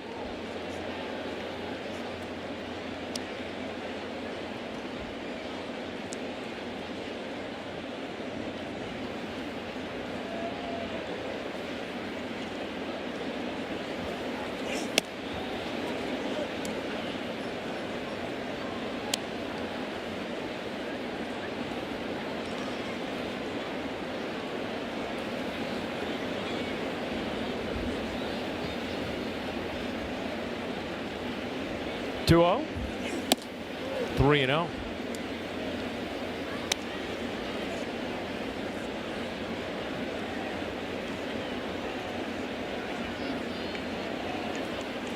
Nathan Church has walked, single, driven in a run, and scored a run. 3-1.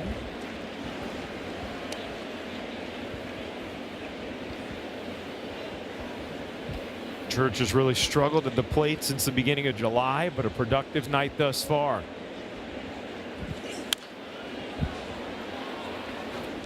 He attended El Toro High School in Lake Forest, California with Paul Skeens.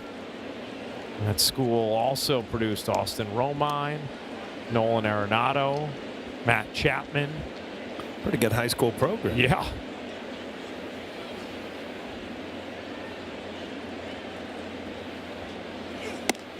And Church works his 2nd walk of the night.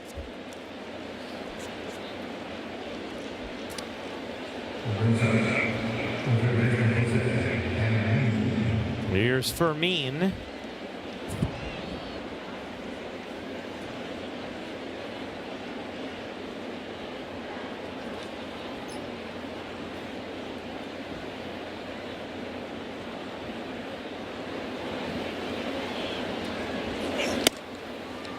There's a strike. 0-1. Yankees with just 2 hits so far tonight. A single from Austin Wells and a single from new acquisition Luis Garcia Jr. There goes the runner. Throw down in time. Right on him. As Chisholm makes the tag and Church is caught stealing 2-4. He led Chisholm right into the runner, and Church eliminated.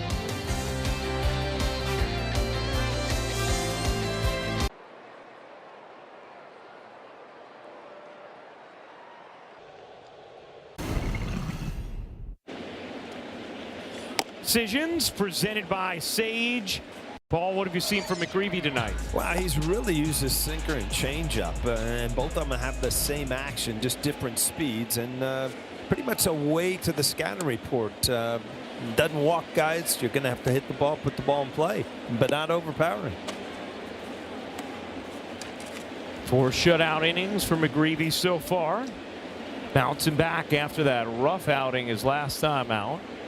Gave up 7 runs in an inning and 2/3, as Paul detailed in the scouting report. Was that tonight? I was going to say a couple hours ago.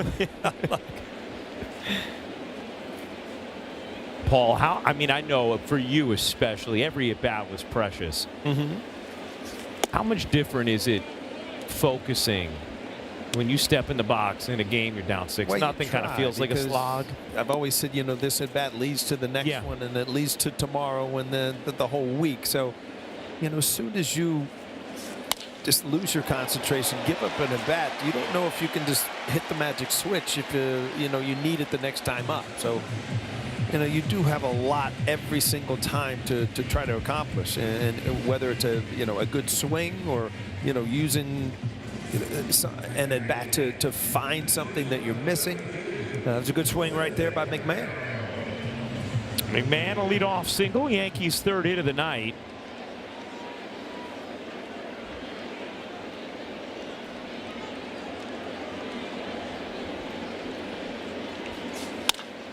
Caballero grounds it foul, wide of 3rd.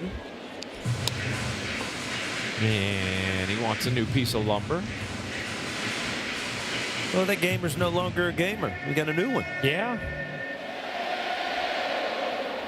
You know how sad it was if you were going through a hitting streak and your bat just gets dirty and beat up. It just looks so good, and all of a sudden one swing and it's gone. And you got to start all over again with the brand new shiny one to try to get something going.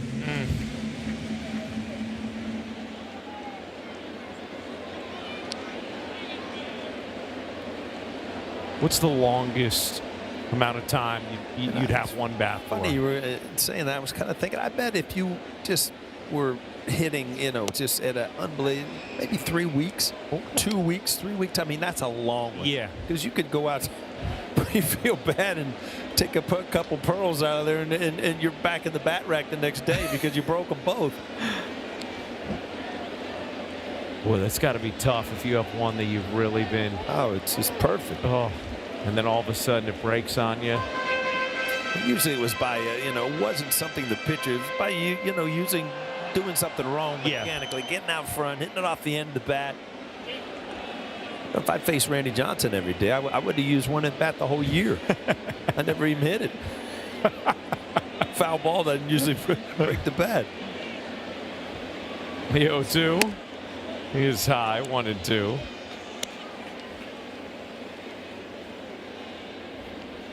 You do have separate bats for BP, though. You'd have your batting practice bats. Which a lot of times you would tape the barrels so they wouldn't splinter, but they would last a long time. But God forbid you ever took your gamer out, for batting practice. So that you didn't do that.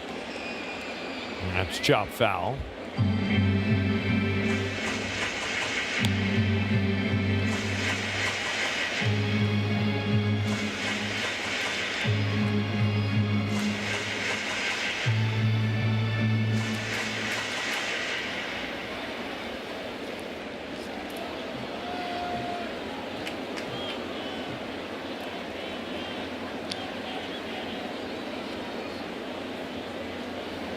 You know, speaking of bats, George Foster, the first guy with a black bat, just like Caballero's there, right? I've said this many times. I idolized that. I thought it was the coolest thing ever. So I went out and put some lighter fluid on the bat and lit it on fire for a while. Charcoaled it up. Thought it was great for home run derby in the backyard, and was wondering why he was these black marks all over the tennis balls we were playing with. On the field is a strike. Hitters challenging. EBS powered by T-Mobile. And Caballero correct. Pitch to the ball. Call's overturned. New York still has 2 challenges remaining. The bat continues. Well, Paul, you were literally playing with fire with that piece of wood. Well, you know, other than burning a hole in the lawn and everything went well. Action in the St. Louis bullpen. Brule is up. 2-2. Swing and a miss. No doubt getting him that time. 5th strikeout for McGreevy. You can see the movement in. This is a 2-seamer. Same spin as the changeup. It just ties up.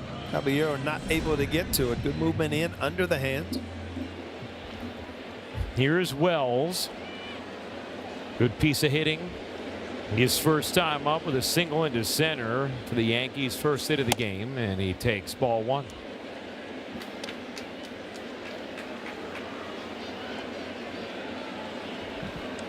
Cardinals scored 2 in the first, 1 in the second, 1 in the third, all off of Schlittler, and then 2 in the fourth off of Tim Hill. A rare struggle for Cam.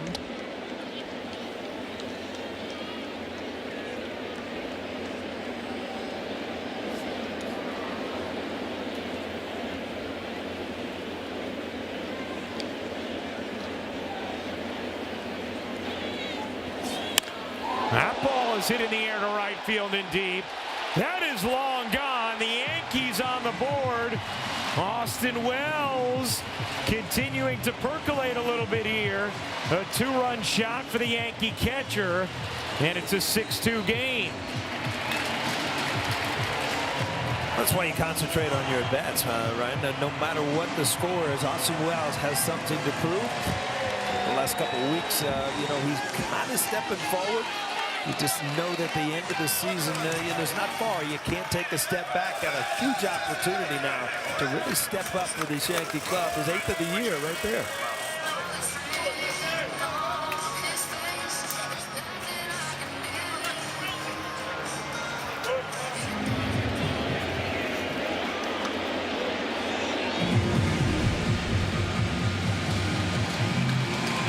Up in the strike zone last month, he could have rolled that over or just got under it, but see, it just looks so easy. That when you look at that swing, it just does not match up with the numbers.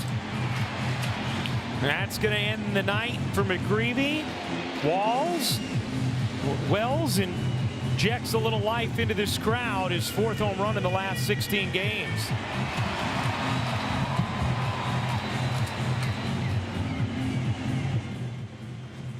Extended coverage starts 5 o'clock with 2 hours of pregame leading up to first pitch shortly after 7 on Yes and the Gotham Sports app. McGreevy's day is done after Austin Wells' 2-run homer. And here is Brule. Cardinals bullpen has really struggled over the last month. Brule, a lefty specialist. Well, Brule, the only lefty in the bullpen, and if you look at the Yankees lineup, just left-hander after left-hander, other than Caballero and Dominguez, who is a switch hitter, everybody else left-handed. So we knew first out of the pen is going to be Brule. And a quick hook there from Marmol, who I'd watched McGreevy throw 4 shutout innings, but single from McMahon. 2 batters later, the homer from Wells. We talked about the numbers from Wells. Now the last 16 games, they're strong. You hope he's starting to find it and become a weapon in that lineup again after what's been a year-long struggle. Last 15 games, the OPS 886, and now tonight a single and a homer already for Wells.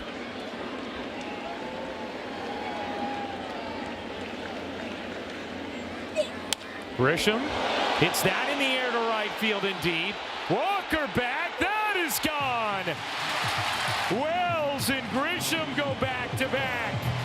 And suddenly the Yankees have some life. It's a 6-3 game.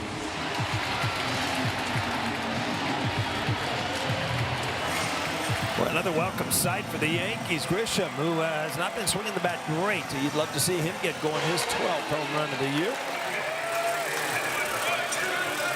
Had been 5 for his last 59. His first home run since July 19th against the Dodgers.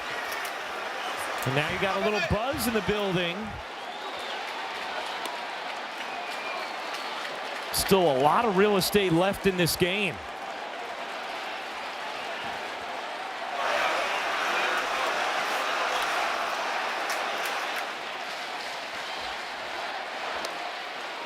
You talked about it. This is a perfect lane for Brule with the 4 straight lefties at the top of the Yankee order. But the first one gets him for a long ball. 0-2 to Rice.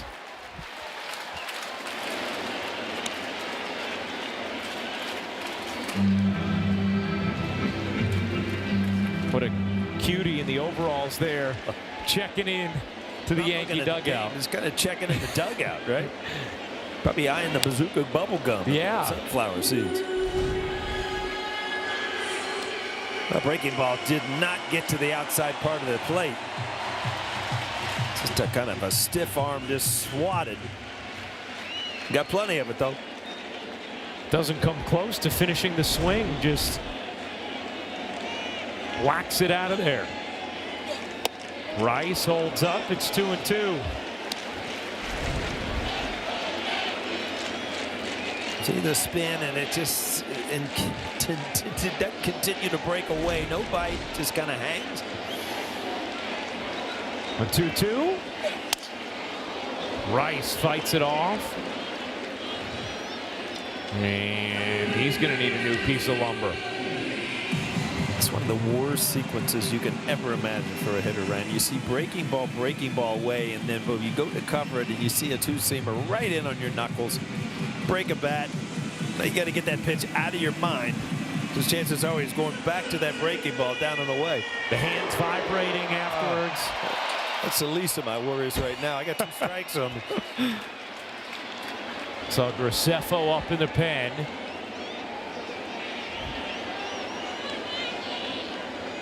The 2-2.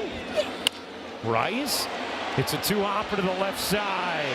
Fermin will throw out Rice. 2 down. Well, really, the only place he could hit it right there to the left side of the infield that was going to get caught. He fought it off the other way. He came back with the sinker back in again. Just happened to hit it right at him. Here's Luis Garcia Jr., who will get a lot of time against righties. Gets this at bat against the lefty. He has singled today in his Yankee debut. Has also flown out to center. Against lefties this season, a .218 batting average with a .627 OPS compared to the .296 .918 against righties. And he chops that one to first. That will end the inning, but not before the Yankees wake up. Austin Wells starting to get hot. Visits the seats in right. Then Trent Grisham looking to break out. Does the same. The deficit has been cut in half. It's a 6-3 game.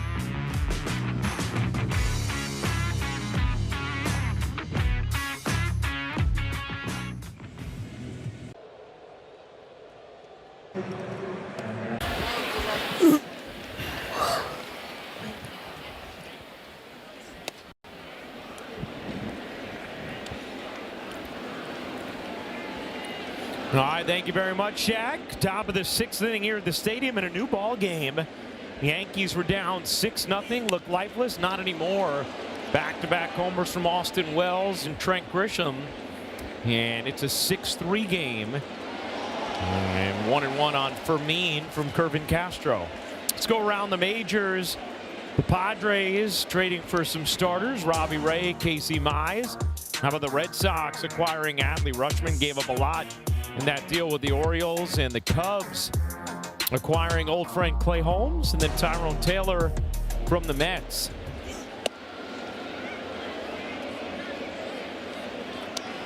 Of course, the headline of the deadline, Tarek Skubal going to the Dodgers. For the Yankees, they acquired Luis Garcia Jr., who's in the lineup tonight. And then Elliot Ramos, who is not yet with the team. Well, you know the Yankees are working to get him here as soon as they can.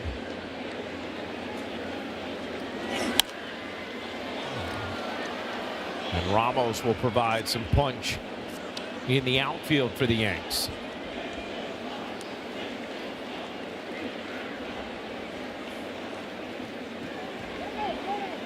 Meredith updated us earlier. Still no word on when exactly Aaron Judge will have that re-imaging done on his rib.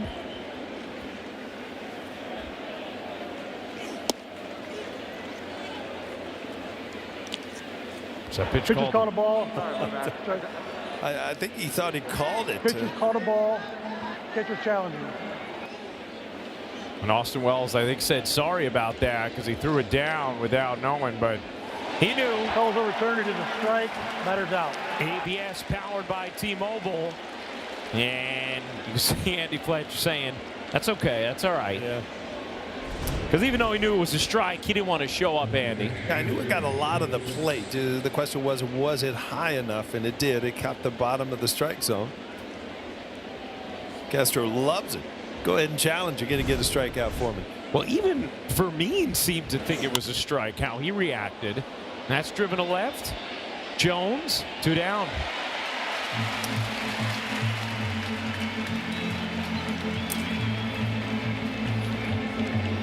The Cardinals have not been sat down 1-2-3 yet tonight. Castro trying to change that here as Yarbrough warms in the Yankee pen.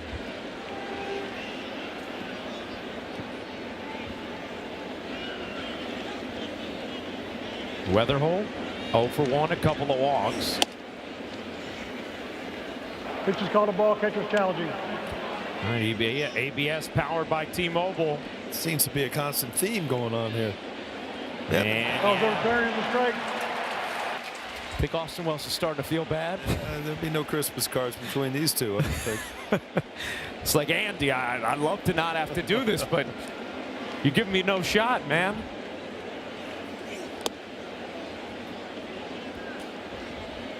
See how nicely he handed him that ball? Yeah. trying to make up.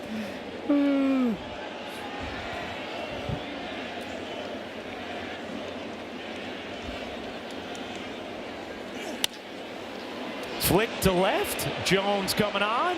And that is the first 1-2-3 inning delivered by Yankee pitchers tonight. To the bottom of the 6th we go.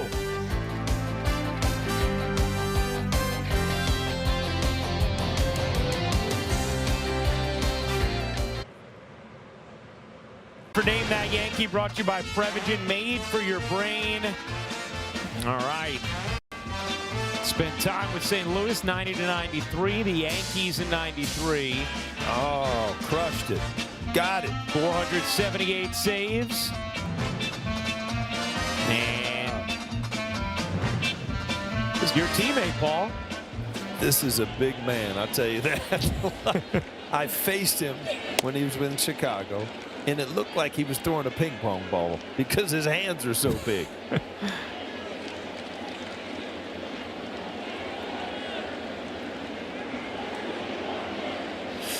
Here's Spencer Jones leading off the bottom of the 6th, and he rifles a foul ball into the camera well. 0-2, new life for the Yankees. Didn't have anything going the first 4 innings in the 5th.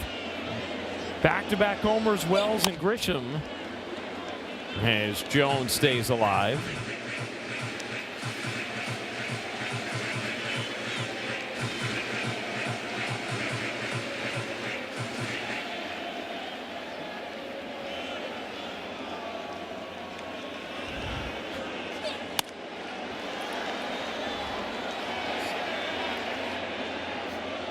That will make the seats. Still 0-2.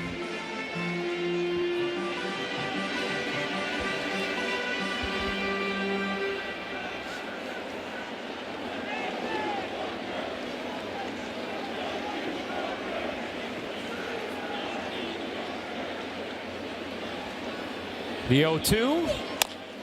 Tapped weakly to first. Jones retired, one away.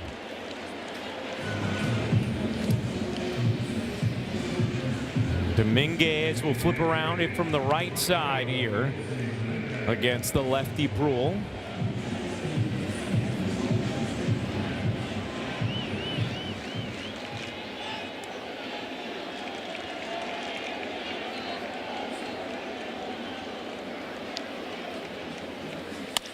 Dominguez laces a single into right. Well, if you look at one thing Dominguez has done and improved this year, it's hitting from the right side of the plate. And ball away, just slap it away.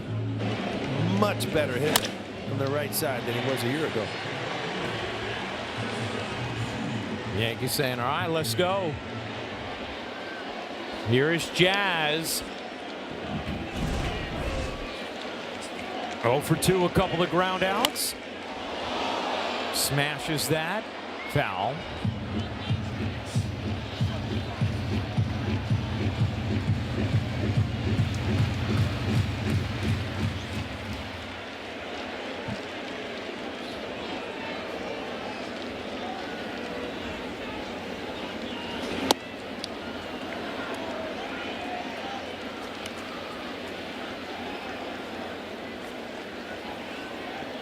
Look at all the lefties in that lineup. Brule, the only lefty in that pen for St. Louis. There goes Dominguez. Throw down. Not in time. Dominguez with a stolen base. In scoring position here in the 6th. Well, you're down 3 runs. You got to hold your breath when you're stealing because you cannot get thrown out here. And Brule really kind of has a slide step. But Dominguez in there easily. Dominguez 8 for 8 in stolen base opportunities. Calling the field was safe at second base. St. Louis is challenging. You wonder if there was just a moment where he detached from the bag while the glove was on him.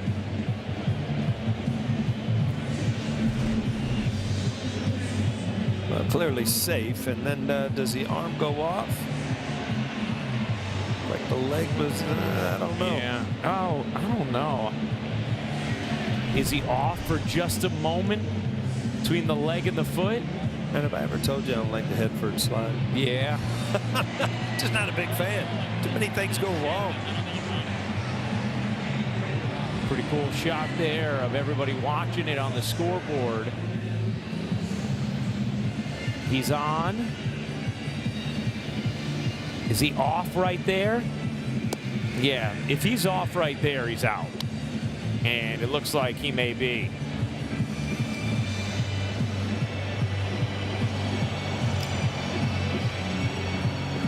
In Chicago, had a triple, overslid the bag. And made the first out at third.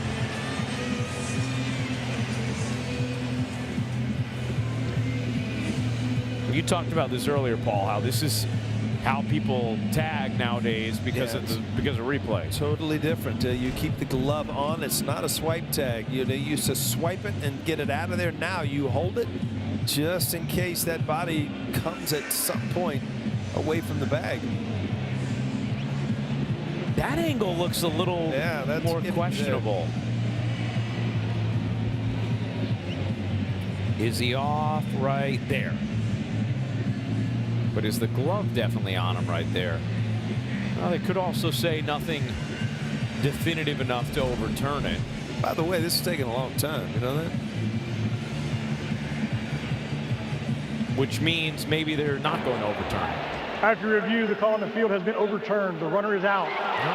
St. Louis will retain their challenge. Well, Dominguez is out. Not maintaining contact with the bag. through that slide, 2 away.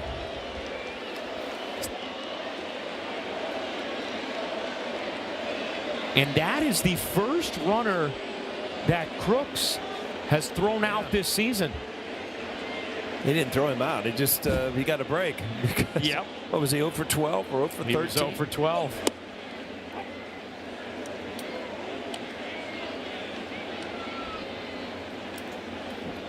And yeah, you're right, Paul. I mean, Dominguez beat the throw.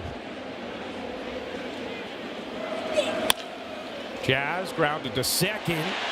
8 up Weatherholt, but he stays with it to end the 6th. To the 7th inning we go. It's a 6-3 Cardinals lead.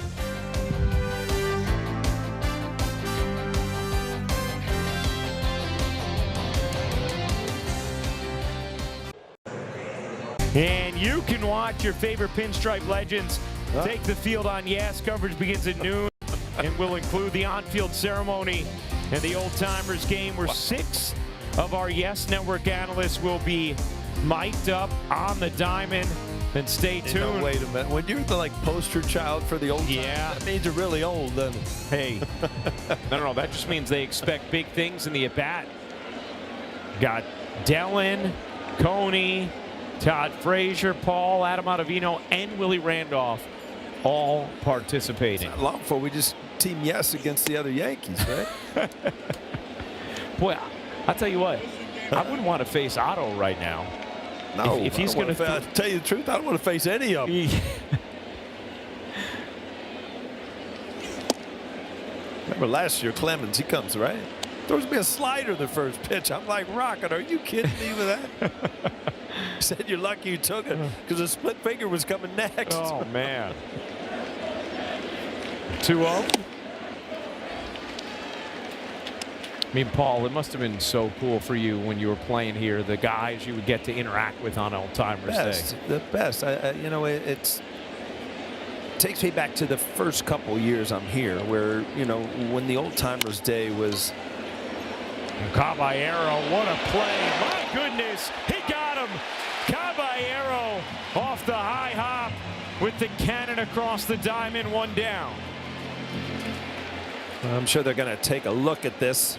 Yeah, Jordan Walker seems pretty confident he's safe, and yeah, he should be. He's absolutely safe.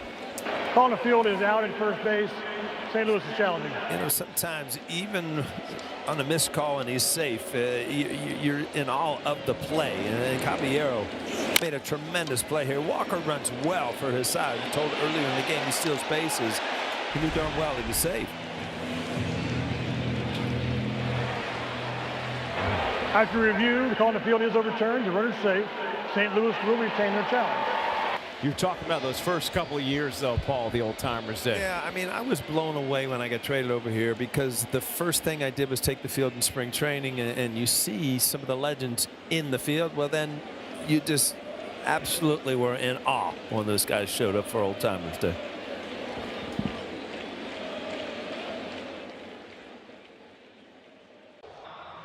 Name That Yankee. Brought to you by Prevagen. Paul. That's big Lee Arthur Smith. Yes, sir. I faced him with the Cubs. I've been my second or third at bat in the major leagues, but then he came. Oh, yeah.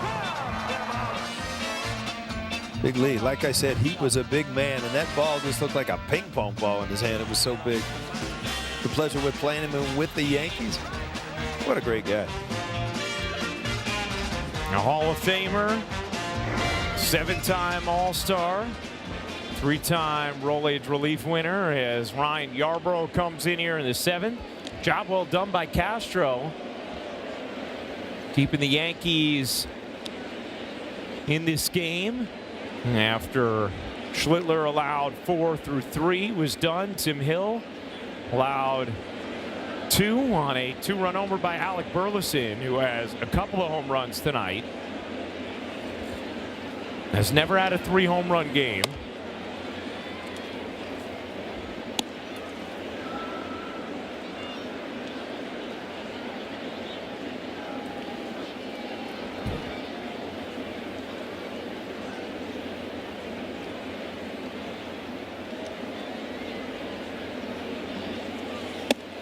There's a strike.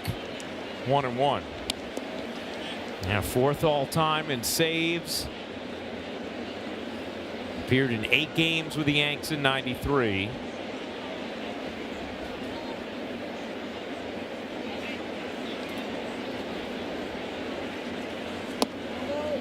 Burleson holds off. 2-1. 38,151. The crowd here tonight at the stadium.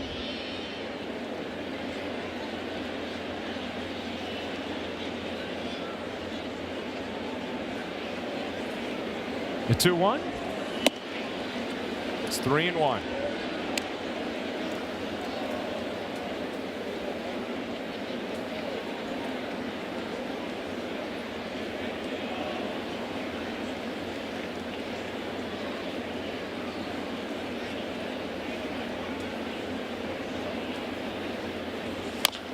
Top to first.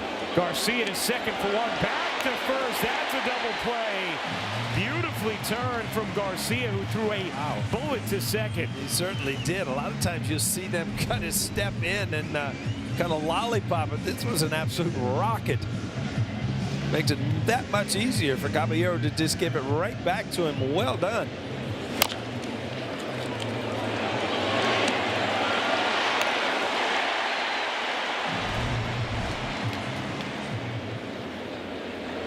Ivan Herrera now up with 2 out, nobody on. And there is ball 1. Come off the bag, already inside, so just let it loose and then find the bag. Don't let the pitcher get in the way. Get back there and take it yourself. Can't do it better than that. Well, he had struggled defensively at second, but he has performed just fine over there first this season. Yankees will expect to use him a lot against righty pitching. So the Yankees are slated to face quite a bit of coming up.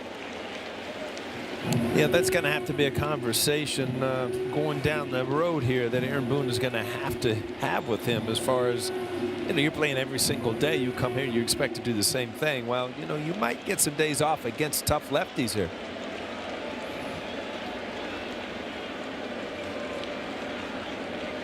The 1-2. Foul back. Good swing there. Help America's Heroes. Donate $11 a month and amplify your impact with a car or land donation. Go to T2T.org.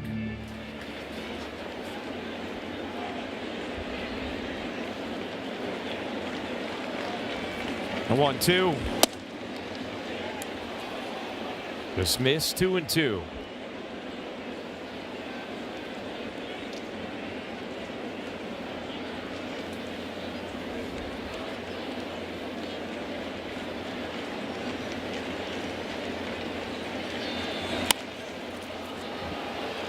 Popped up. Chisholm there. Inning over. To the bottom of the 7th we go. Cardinals lead at 6-3. We'll hang out right here for God Bless America.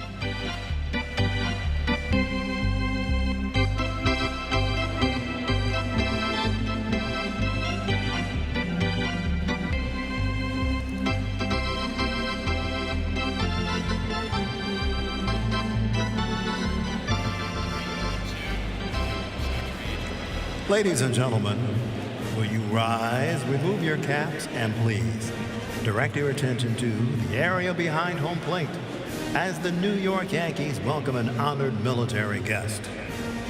United States Army Corporal, 96-year-old Frank Anthony DeTore from the Bronx, who served in the Korean War. The Yankees say thank you, Frank, for your sacrifice and for your service to our nation.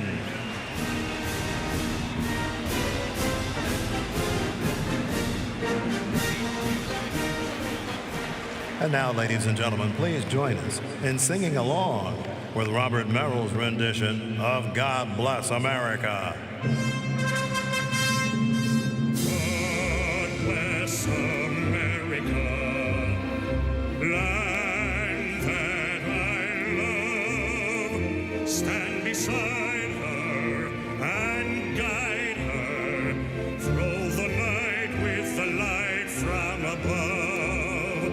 From the mountains to the prairies, to the ocean, white with foam. God bless America, my home, sweet home.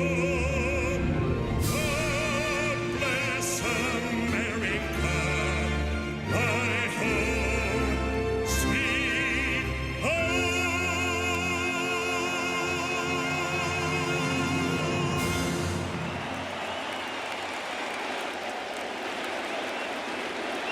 All right, fans, it's stretch time, so please join in and sing along as Yankee Stadium organist.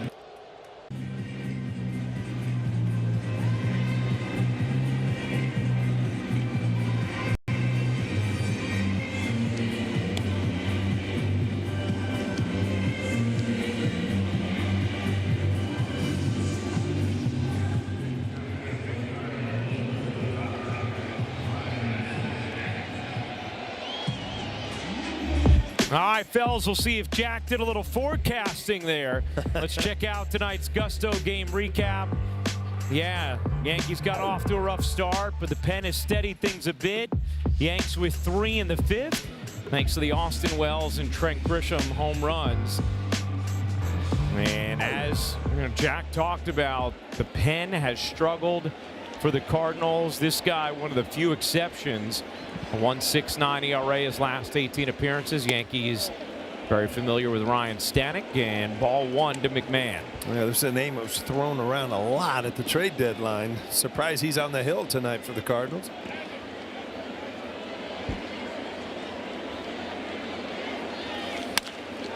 McMahon jolts that high and deep to right, and McMahon has left the building. It's a 2-run game.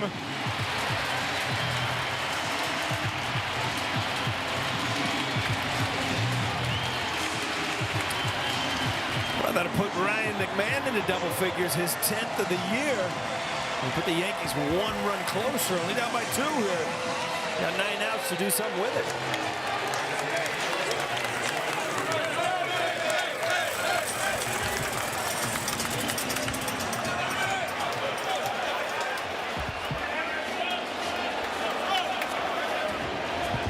So 3 home runs from the Yankees, and what was a 6-0 deficit is now a 6-4 game. I'm sure we'll see a replay, but that looked like one of the quicker swings I've seen McMahon. How about that swing? Caballero goes boom, and it's a 1-run game. Back to back again.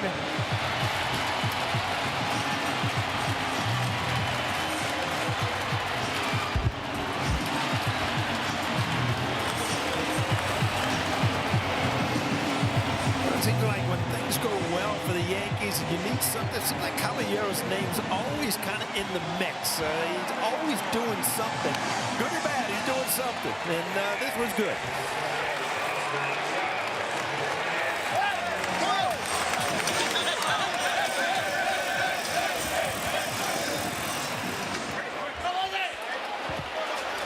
Yankees went back-to-back in the 5th. They go back-to-back in the 7th. And this building is jumping. It's a 6-5 game.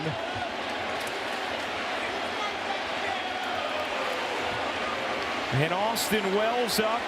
He got it started with a 2-run homers last time. Well, McMahon, I was saying that it's about as quick as I've seen him get to an inside pitch all year. Just boom, right to the baseball, and that ball was a bomb. Before I even got that out of my mouth, Caballero, ball kind of fading back into him, and a no-doubter. Crowd still buzzing as Wells holds up 1-2.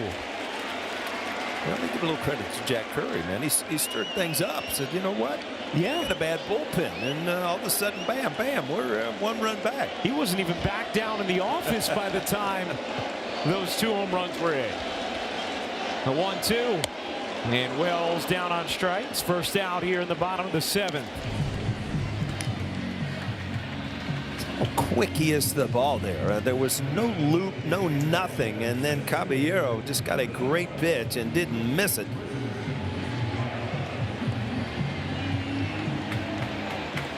Well, I know you love that view, Paul. It is outstanding. Oh, yeah. Here's Grisham. He homered his last time up. The Yankees have all those lefties in this lineup, and the Cardinals have no more lefties in that pen. Yeah, they use their wild card early. They're taking McGreevy out in the top of the fifth. Yeah, the bottom of the fifth. I mean,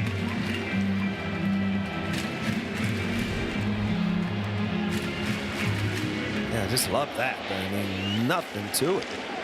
Oh. Grisham rips that into right center field. Church over to cut it off. Grisham's going for two. Here's the throw. Not in time. The tying run at second in the form of Trent Grisham. Boy, a couple good things really happened on this play. First of all, a beautiful swing. Just drives it in, and then watch. He can run. You know, he did have a hamstring injury, and you just wonder if he's all the way back. There was no hesitation there. Good job by Grisham. I mean, this game has completely flipped.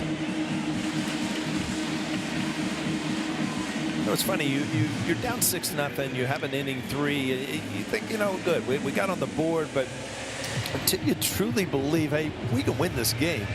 And I think these back-to-back home runs and now this double, you know what, we can win this game.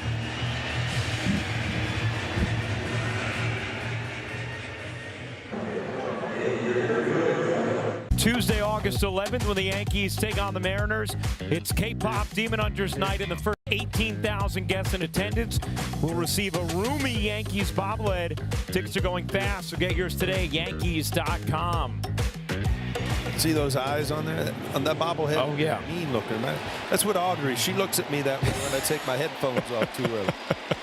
That's the way Cardinals relievers are looking at the Yankees right now. With Grisham, the tying run at second. Yankees trailed 6-0 in this game in the fifth. It's 6-5, Rice up. And Soriano deals strike one.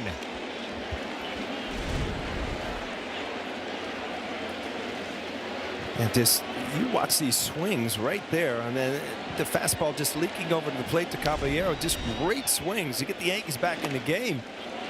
Soriano, a really good changeup. You see it there. A guy that you really don't want to get to 2 strikes because he can put you away with that changeup. Rice up. The new acquisition, Garcia on deck. Grisham leads off second, the 1-1. And it's 2-1 on Rice.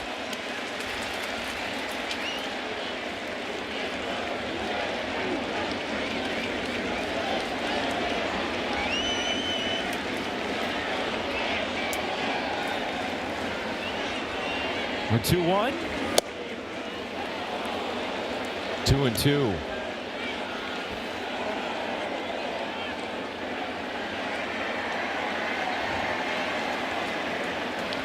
And here it is, that 2-strike count. With Grisham leading off second in a 6-5 game. Rice skies that to right center. Church over. 2 away.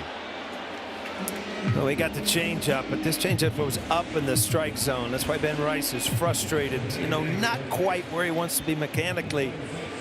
It's a good pitch to hit from a guy that you know has a great sinking changeup. This one stayed up. Gave him a shot to get it, but he just got under it. How about this spot for Luis Garcia Jr.? His Yankee debut, already a hit tonight. Tying run at second. Bottom of the 7th inning, 2 out. Garcia flies that down the left field line. Torres over.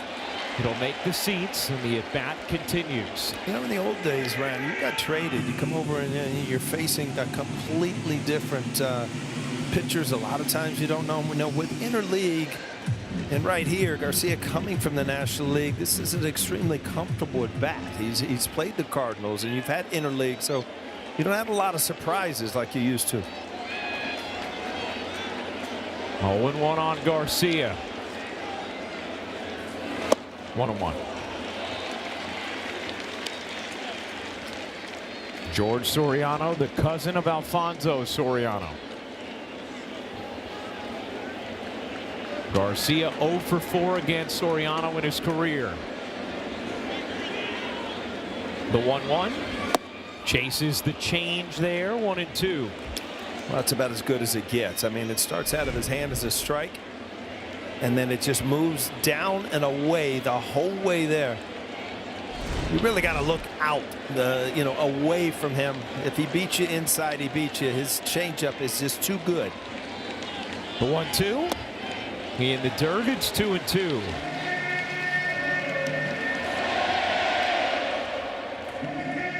He has the second best whiff percentage on a changeup in the National League. Count 2-2 on Garcia. Pitch. Garcia fouls a straight back out of heater there. Yeah, it was a fastball out of the strike zone, but you see it up after seeing all those changeups down and away, and it's almost setting up this next changeup, and you were hoping to get a swing and a miss there.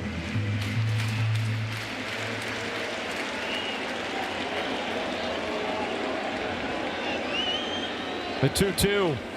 Garcia gets it a ride. Deep right field. Welcome to the Bronx, Luis. Yankees lead.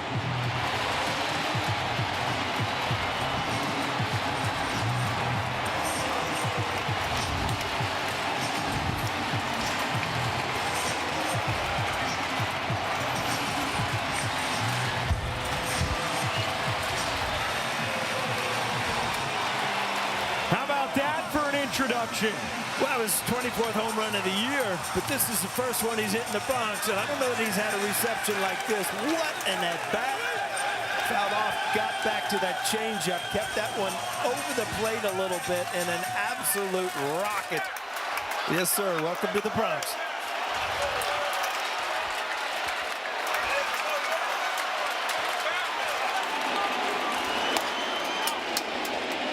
Crowd was looking for a curtain call there for a moment.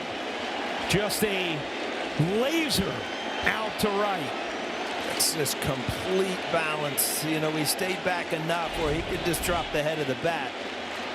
Well, you can see that swing really could fit into here well. Hands back, just kind of dropped the bat. And boy, I am really impressed with his bat speed. I haven't seen him swing the bat a lot.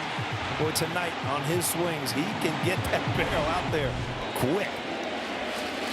Down 6-0. The Yankees lead 7-6. And they've done it with the long ball. Well, here's a changeup, and you see this one is over the plate. It goes down, but it's over the plate. You see it much better as a hitter. Oh, what a feeling that's got to be. Can't keep that smile in. Look at that.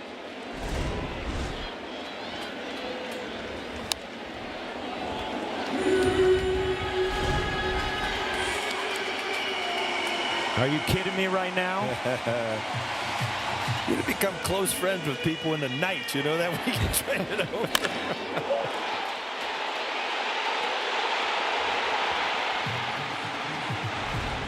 And that ball was still rising.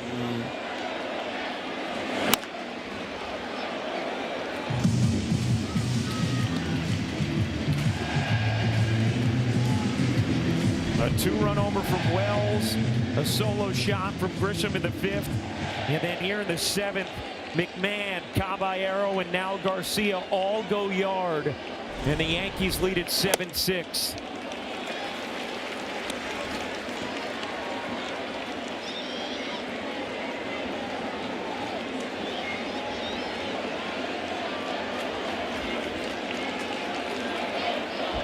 Dominguez, the last Yankee homer in his debut.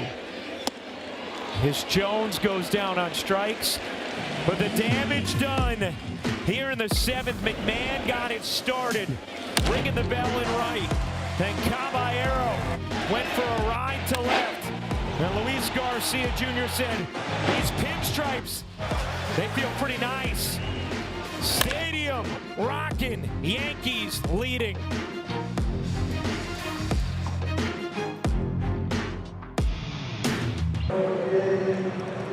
Seven, Luis Garcia Jr., his first game as a Yankee. And he gets a go-ahead run shot with 2 outs. Yankees down 6-0 in the 5th. Now have a 7-6 lead in the 8th. Well, if you look at the unsung heroes, Cruz, to come in here and throw up a couple zeros and give them an opportunity, I'm sure Cam Schlittler feels much better. I mean, a subpar outing for him, and the team able to come all the way back and take the lead here. Cam Schlittler lasted just 3 innings today. Shavii warming up in the Yankee pen. Tim Hill came on in the 4th, gave up a 2-run shot. But then, as Paul talked about, Kervin Castro steadied things. And Yarborough has continued it. And then in the 7th, he got homers from McMahon, Caballero, and Garcia.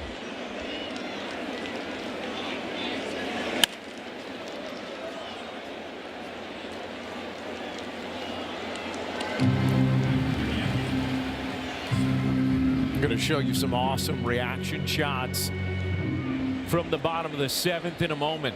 From the booth, we had some good reactions up here. We had some big reactions as well. Now, certain calls you got to stand to get into, you know? It's kind of like the movie script, right? That's right. First night in.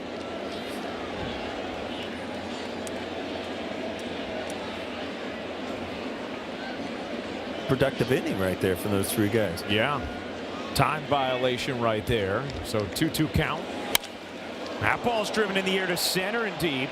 Grisham racing back. Grisham looking up. It's off the wall. And then his feet. Grisham trying to flag it down.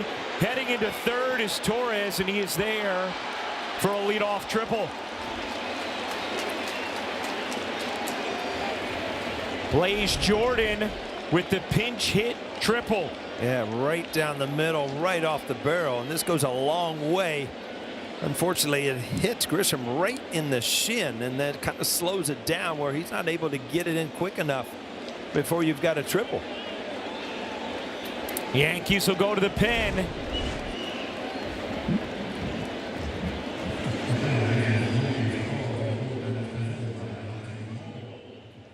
Motions from the 7th inning as the Yankees put together 3 home runs. It started with McMahon. Made it a 2-run game. Then Caballero made it a 1-run game. And then this swing from Luis Garcia Jr. with 2 outs to put the Yankees in front in Garcia's debut in the Bronx. But now, yeah, we're right back to square one. Yeah, the Yankees find themselves in trouble with Shavii having to come on, runner on 3rd, no outs. After Yarborough stayed in rather than going right to Shavii. And then once you committed him going out, when the Cardinals went to the bench, you couldn't then make the change. Would have had to be before that.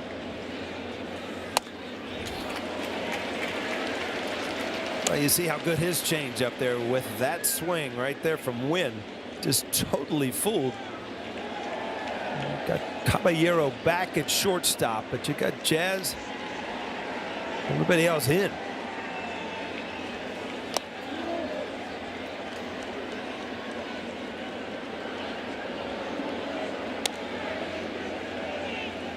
Church on deck.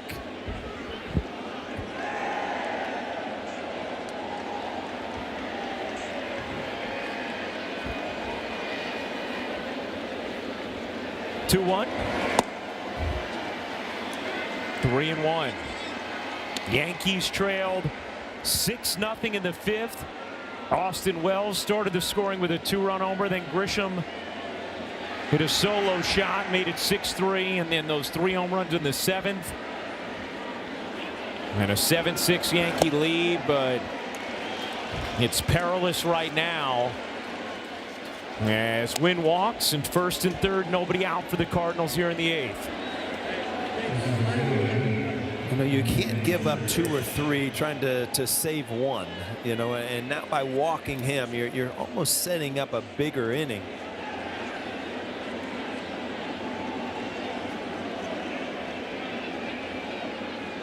Jordan at first base still. You got McMahon in.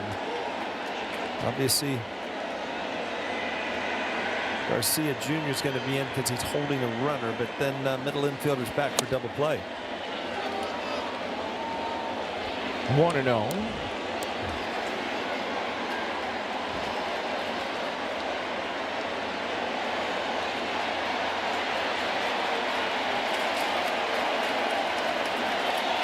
Pitch. Swing and a miss. 1-1. Good change up there from Cheville. Well, you really try to get that first out. If you can get an out here and save that run, then you've got the possibility of a double play. Another good change.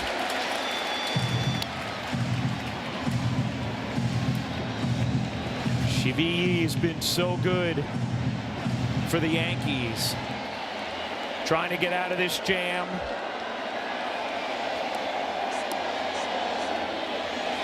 Preserve the lead.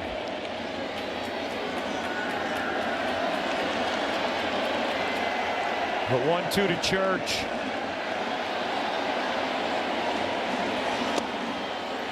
Over the slider, 2-2. They're trying to change things up, still off speed, but you know, try to get away from that changeup. It's thrown 3 in a row.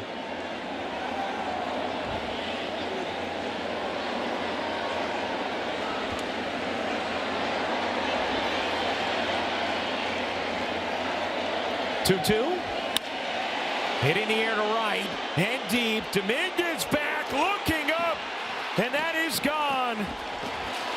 Church breaking hearts here at the stadium with a 3-run shot, and just like that, St. Louis is back in front. Well, it just goes back to a lot of changeups in 1 count, and then when you miss, the hitter has seen it so many times, as Garcia did for the Yankees. Changeup up in the strike zone, doesn't have movement down and away, ends up in the seats.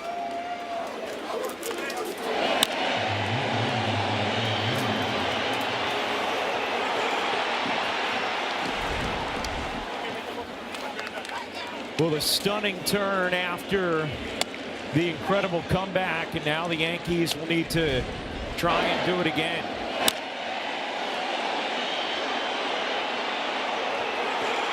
First earned run allowed since April 16th for Cheville. In the world is that pitch? Looks like it's right down the middle. ABS powered by T-Mobile. And yeah, it's a lot of ball in the zone. New York has 2 challenges remaining. Austin Wells has been on it tonight.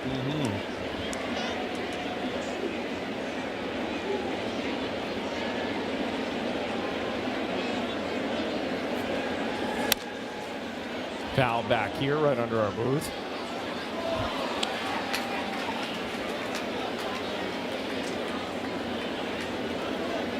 Right back to baseball makes no sense. Here's 2 teams that have struggled coming in offensively for the last 2 weeks. We've got 19 hits and 16 runs on the board combined.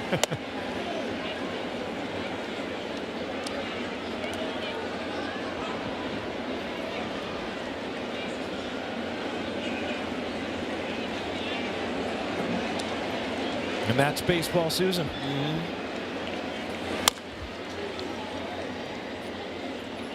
And that's why, as deflating as that swing from Church was, it feels like this book may have a couple more chapters still. But it starts with Shavi keeping it right here. Fermin watches that one sail by, 2-2.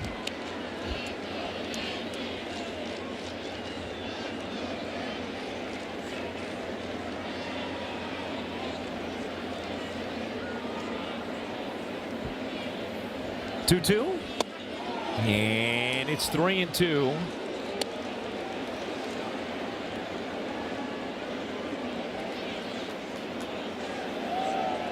Yankees without a couple of their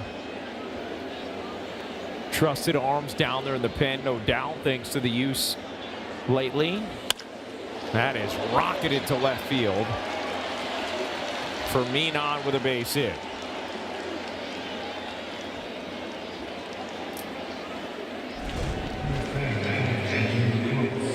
Well, fastball count up in the zone.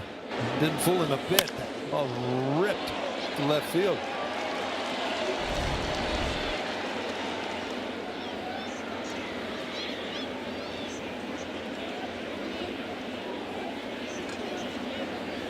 Well, here's Jimmy Crooks. One on, nobody out. Top of the 8th. Crooks tomahawks that. High, deep, and into the second deck. And just like that, the Cardinals back up by 4.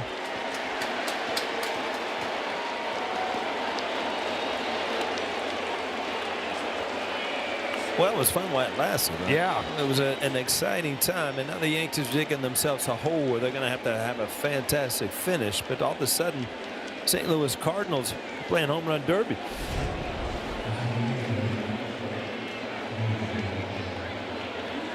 And just up in the strike zone, you see Austin Wells' glove moving up, not where the target was intended to be.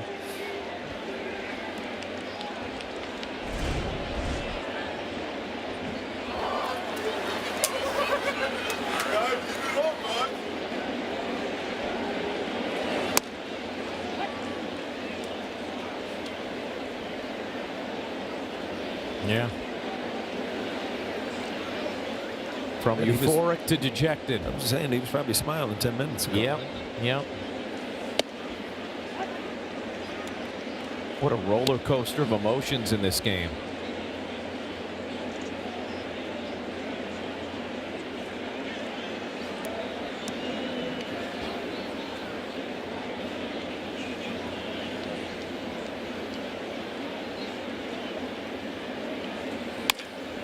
And another base hit.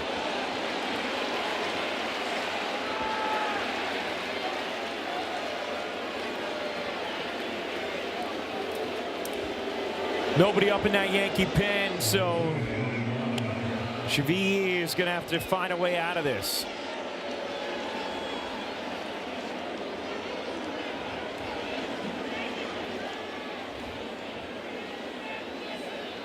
You wonder how much differently the inning might have felt for Shavi if he had started with a fresh inning rather than having to come in with a man on third, nobody out. Yeah, it looked like he was coming in and just trying to pitch perfect to save that run at third base, and it's turned into a huge inning by the walk and then a couple hanging changeups. And he has been so good coming out of the bullpen for the Yankees until tonight. And you talked about it, Paul. You don't want to give up 3 or 4 trying to protect one. It's kind of what's happened here. As Caballero makes the catch for the first out of the inning. Because even if they got that one tie game, the way the Yankee offense has been the last few innings, you're feeling like, all right, you're going to get that run here at home. But yeah, the first thing happened is he got a couple strikes with that changeup, and then then you get greedy and try to make that perfect pitch. And if you don't throw that changeup perfect, after a hitter's seen it 3 or 4 times, you see what happens. There's Burleson, already 2 home runs tonight. Swings and misses at 98, 0-1.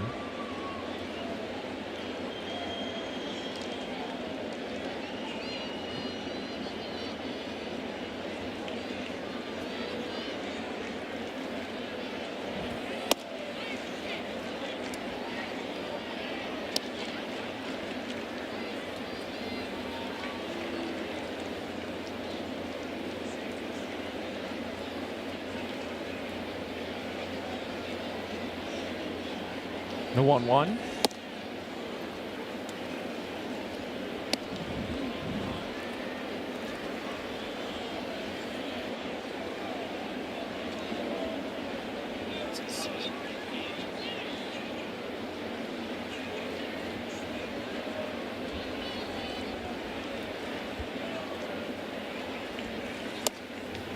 Burleson swings over that slider, 2-2.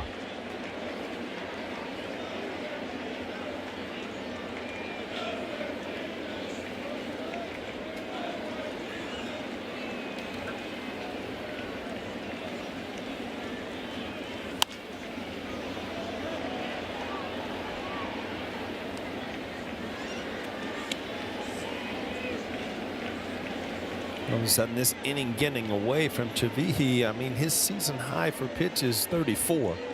And, you know, he's got one out here closing in on 30. Nobody up in the bullpen.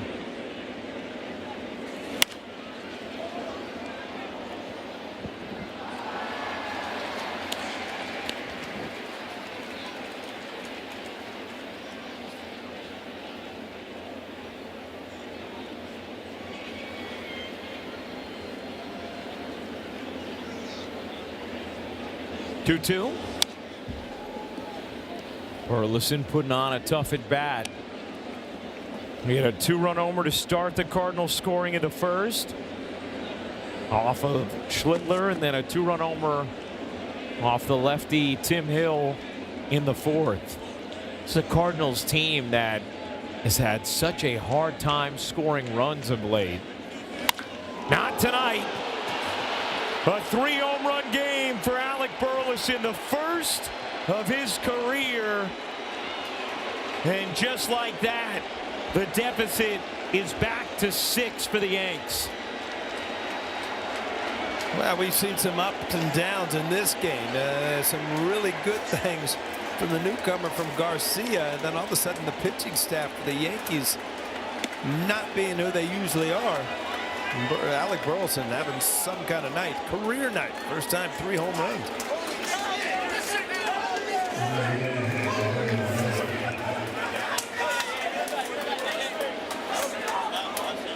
Chavihi has been so good, but just cannot navigate this 8th. 3rd home run allowed in the inning.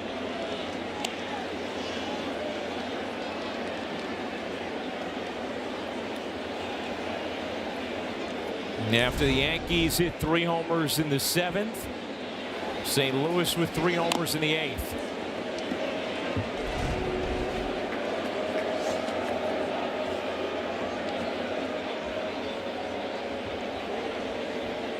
And that swing sent a lot of fans to the exits.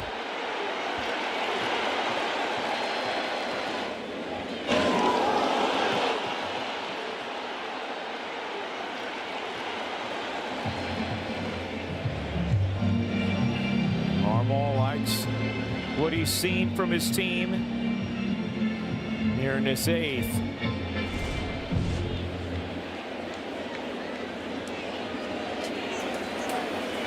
$13 runs tonight for St. Louis.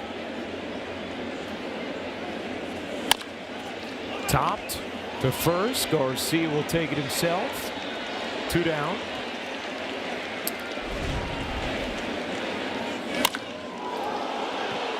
Another changeup, and you know, inner half to a lefty.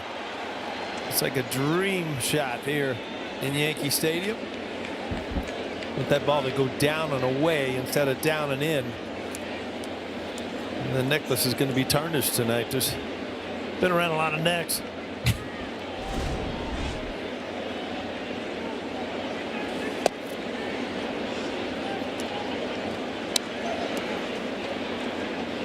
What a wild game, huh? Yeah, a lot of ups and downs. One good thing, if you look at it, you know, the Yankees offense obviously battled back, fought back. Seeing some a glimpse of what this offense can do. Last week or so, it's been so tough to score runs. Cardinals bat around in the 8th. and take the lead back in an authoritative way.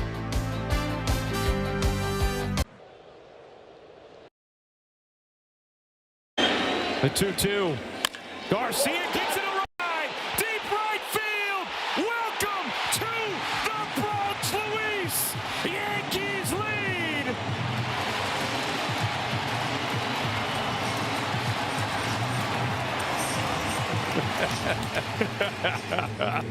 Little behind the scenes of a seventh inning that was exhilarating with Luis Garcia Jr.'s go-ahead home run, erasing the 6-0 deficit, giving the Yankees the lead.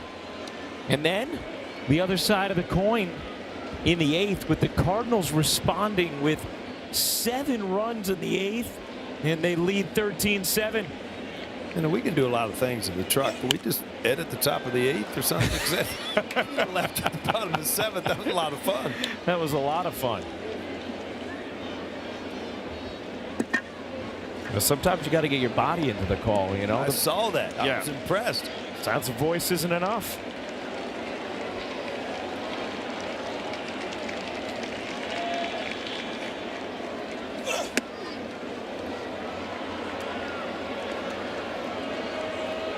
Fermin in left, Jordan at third.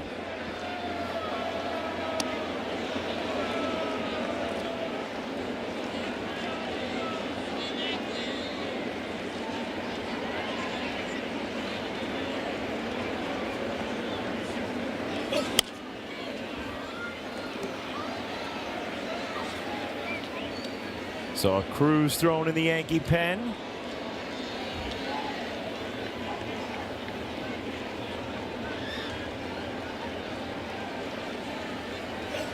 There has to be 8 runs or more in order to throw a position player.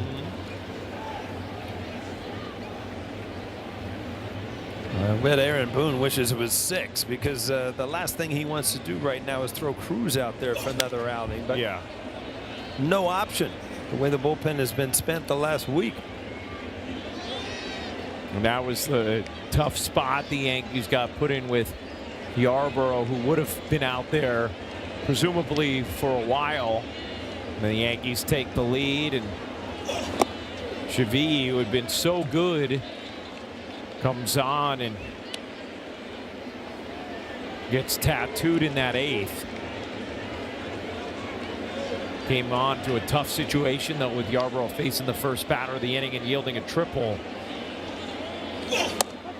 And Dominguez down, looking at strike 3.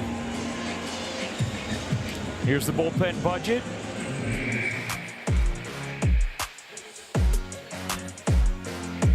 And yeah, Cruz has thrown a lot of late.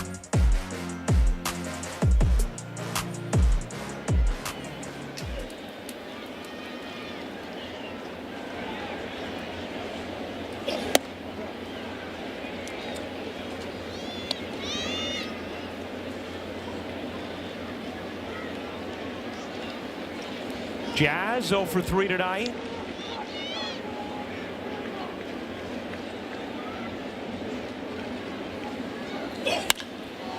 Towering fly ball.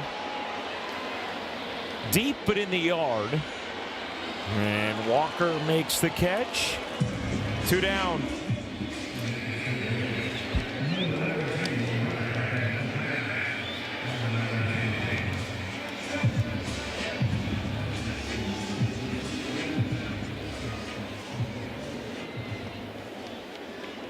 Here's McMahon. Had the first of the Yankees' 3 home runs in the 7th.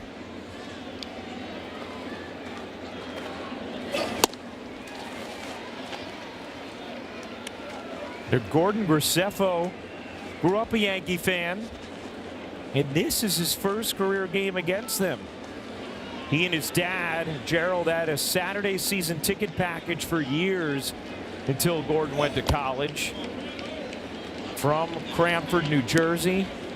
Got to be pretty cool for him and his entire family to see him pitching here on the mound at Yankee Stadium.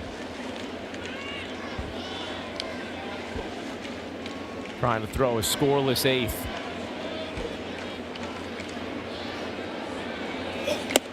1-2.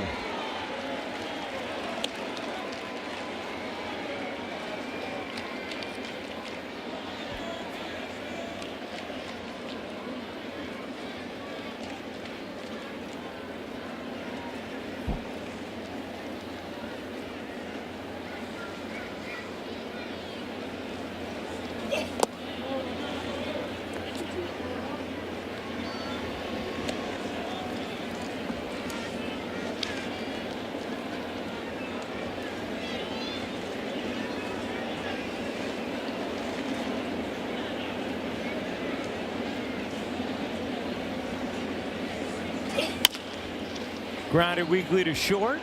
And Graceffo, the Yankee fan growing up, throws a 1-2-3 inning in the 8th.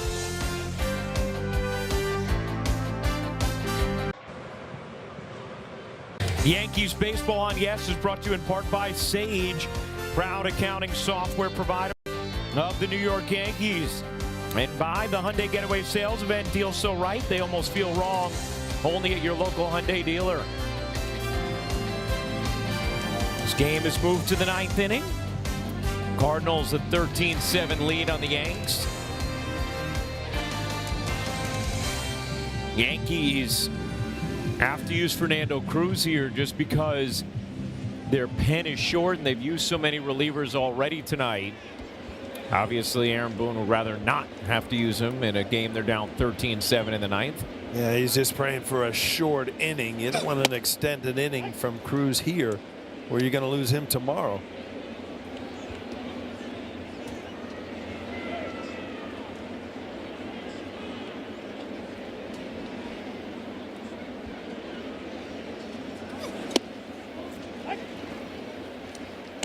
Hey, John Hamm, big Cardinals fan, St. Louis native in the building tonight. This Yankees Cardinals game. Got some good movies out too, doesn't he? Yeah, he does. I love Friends and Neighbors. Outstanding. And was a huge Mad Men fan as well. Got his phone in his pocket. Call him. Tell him. You know, I would love to. I don't have John's number.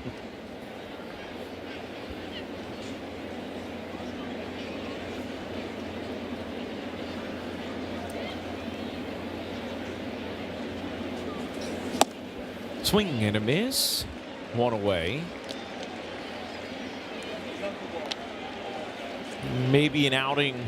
Cruz can have a good 9th. Helps him reset as he has struggled a little of late. Yeah, that last split finger, you talk about, hitters earlier in the game, and the importance of concentrating. Well, he's trying to find that split again. He left some up on the road, gave up some runs. That last splitter was perfect. Down and in to a righty outside of the strike zone.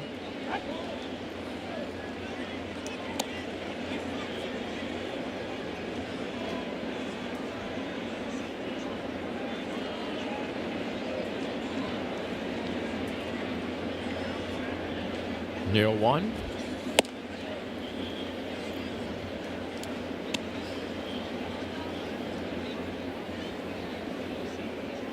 If you are just joining us, you have missed a wild ride tonight. Should have watched the first 7 and not the last couple. Yeah. Fly ball, shallow left toward the line. Jones there, 2 down.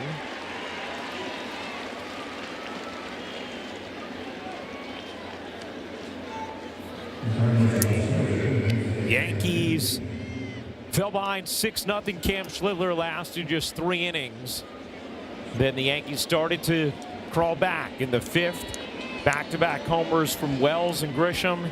And then in the 7th, McMahon and Caballero with back-to-back homers to cut the deficit to 1. And then Luis Garcia Jr. making his debut for the Yanks tonight.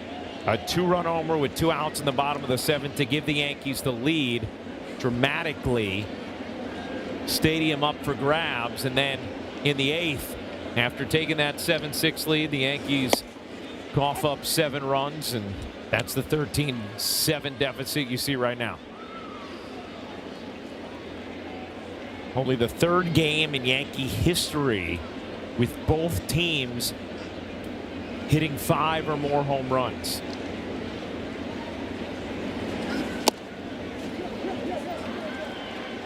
And that'll do it for the top of the 9th. 1-2-3 inning from Cruz. Does that help him to reset?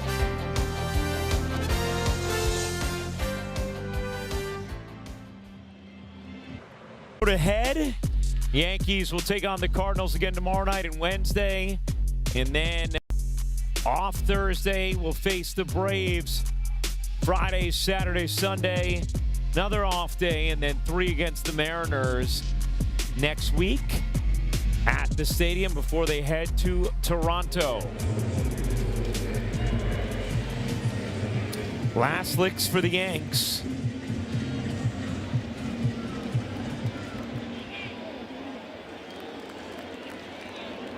Caballero, Wells, and Grisham. Graceffo remains in after a 1-2-3-8. The New Jersey native deals strike 1. Now, we mentioned this is just the 3rd game in Yankees history where both teams have hit 5 or more home runs. It's been a while since the other 2. 1950. Oh, boy. June 23rd, 1950 at Detroit. Yankees hit 6. Detroit hit 5 in a 10-9 Tigers win on a Hoot Evers walk-off inside the park. Oh, Hoot did that? Yeah, he did. 2-run homer. And then the only other time in Yankee history, May 22nd, 1930, at Philly, a 20-13 win. Lou Gehrig hit 3 of them. Oh, boy. Yeah, we are old school when we go back there. Yep.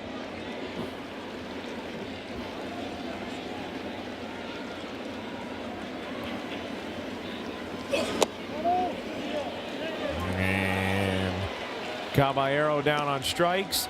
Hey fans, stay tuned for tonight's WB Mason Yankees postgame as Justin Shacklin, Jack Curry are in the studio with highlights and analysis. Meredith Morakovitz gets player interviews in the clubhouse, and hear from Aaron Boone on the manager's report. All coming up next on Yes and the Gotham Sports app. If you're looking for positives from this game tonight, you would say the Yankee offense starting to show life in the debut for Garcia. Grisham seemingly breaking out of it a little bit, and Wells continuing his recent hot streak. Well, you can close the book on the road trip and the lack of offense. You come home and you know, offensively you've done a lot of good things tonight. It's just for some reason it's kind of a blip on the screen that the pitching was not the Yankee pitching tonight.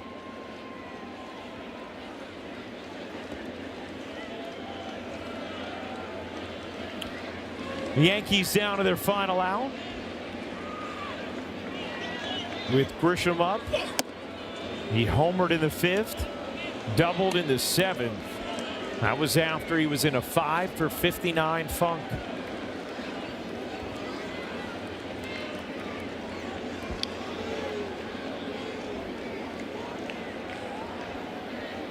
One-0.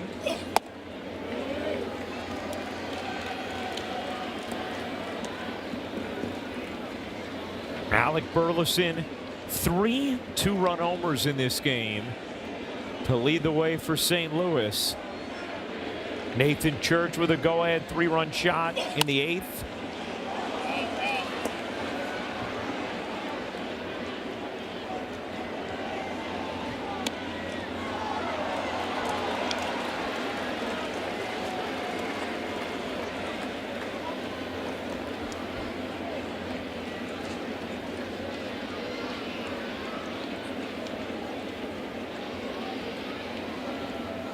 Two-one.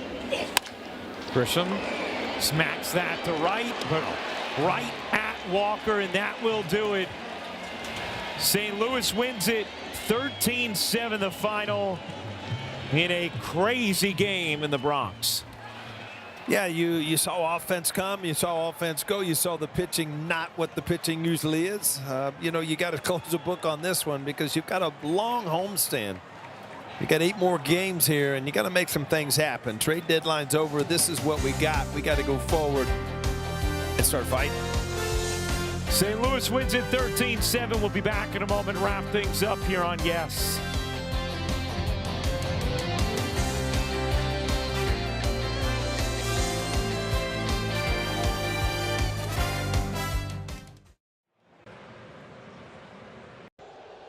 All-new Audi Q3. Yeah, how could you start your career with the Yankees other than this? Luis Garcia, an absolute rocket. Got Ryan off of his chair in the booth.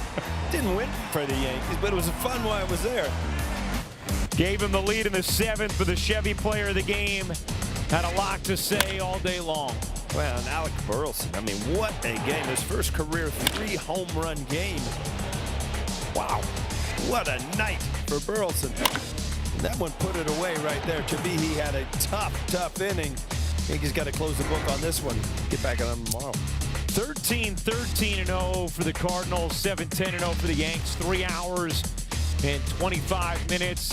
Restrepo the win, Chevy the loss, and the Yankees with 5 homers tonight. Coming up on the Yes Network, stay tuned for the W.B. Mason postgame show with Justin Shackle and Jack Curry.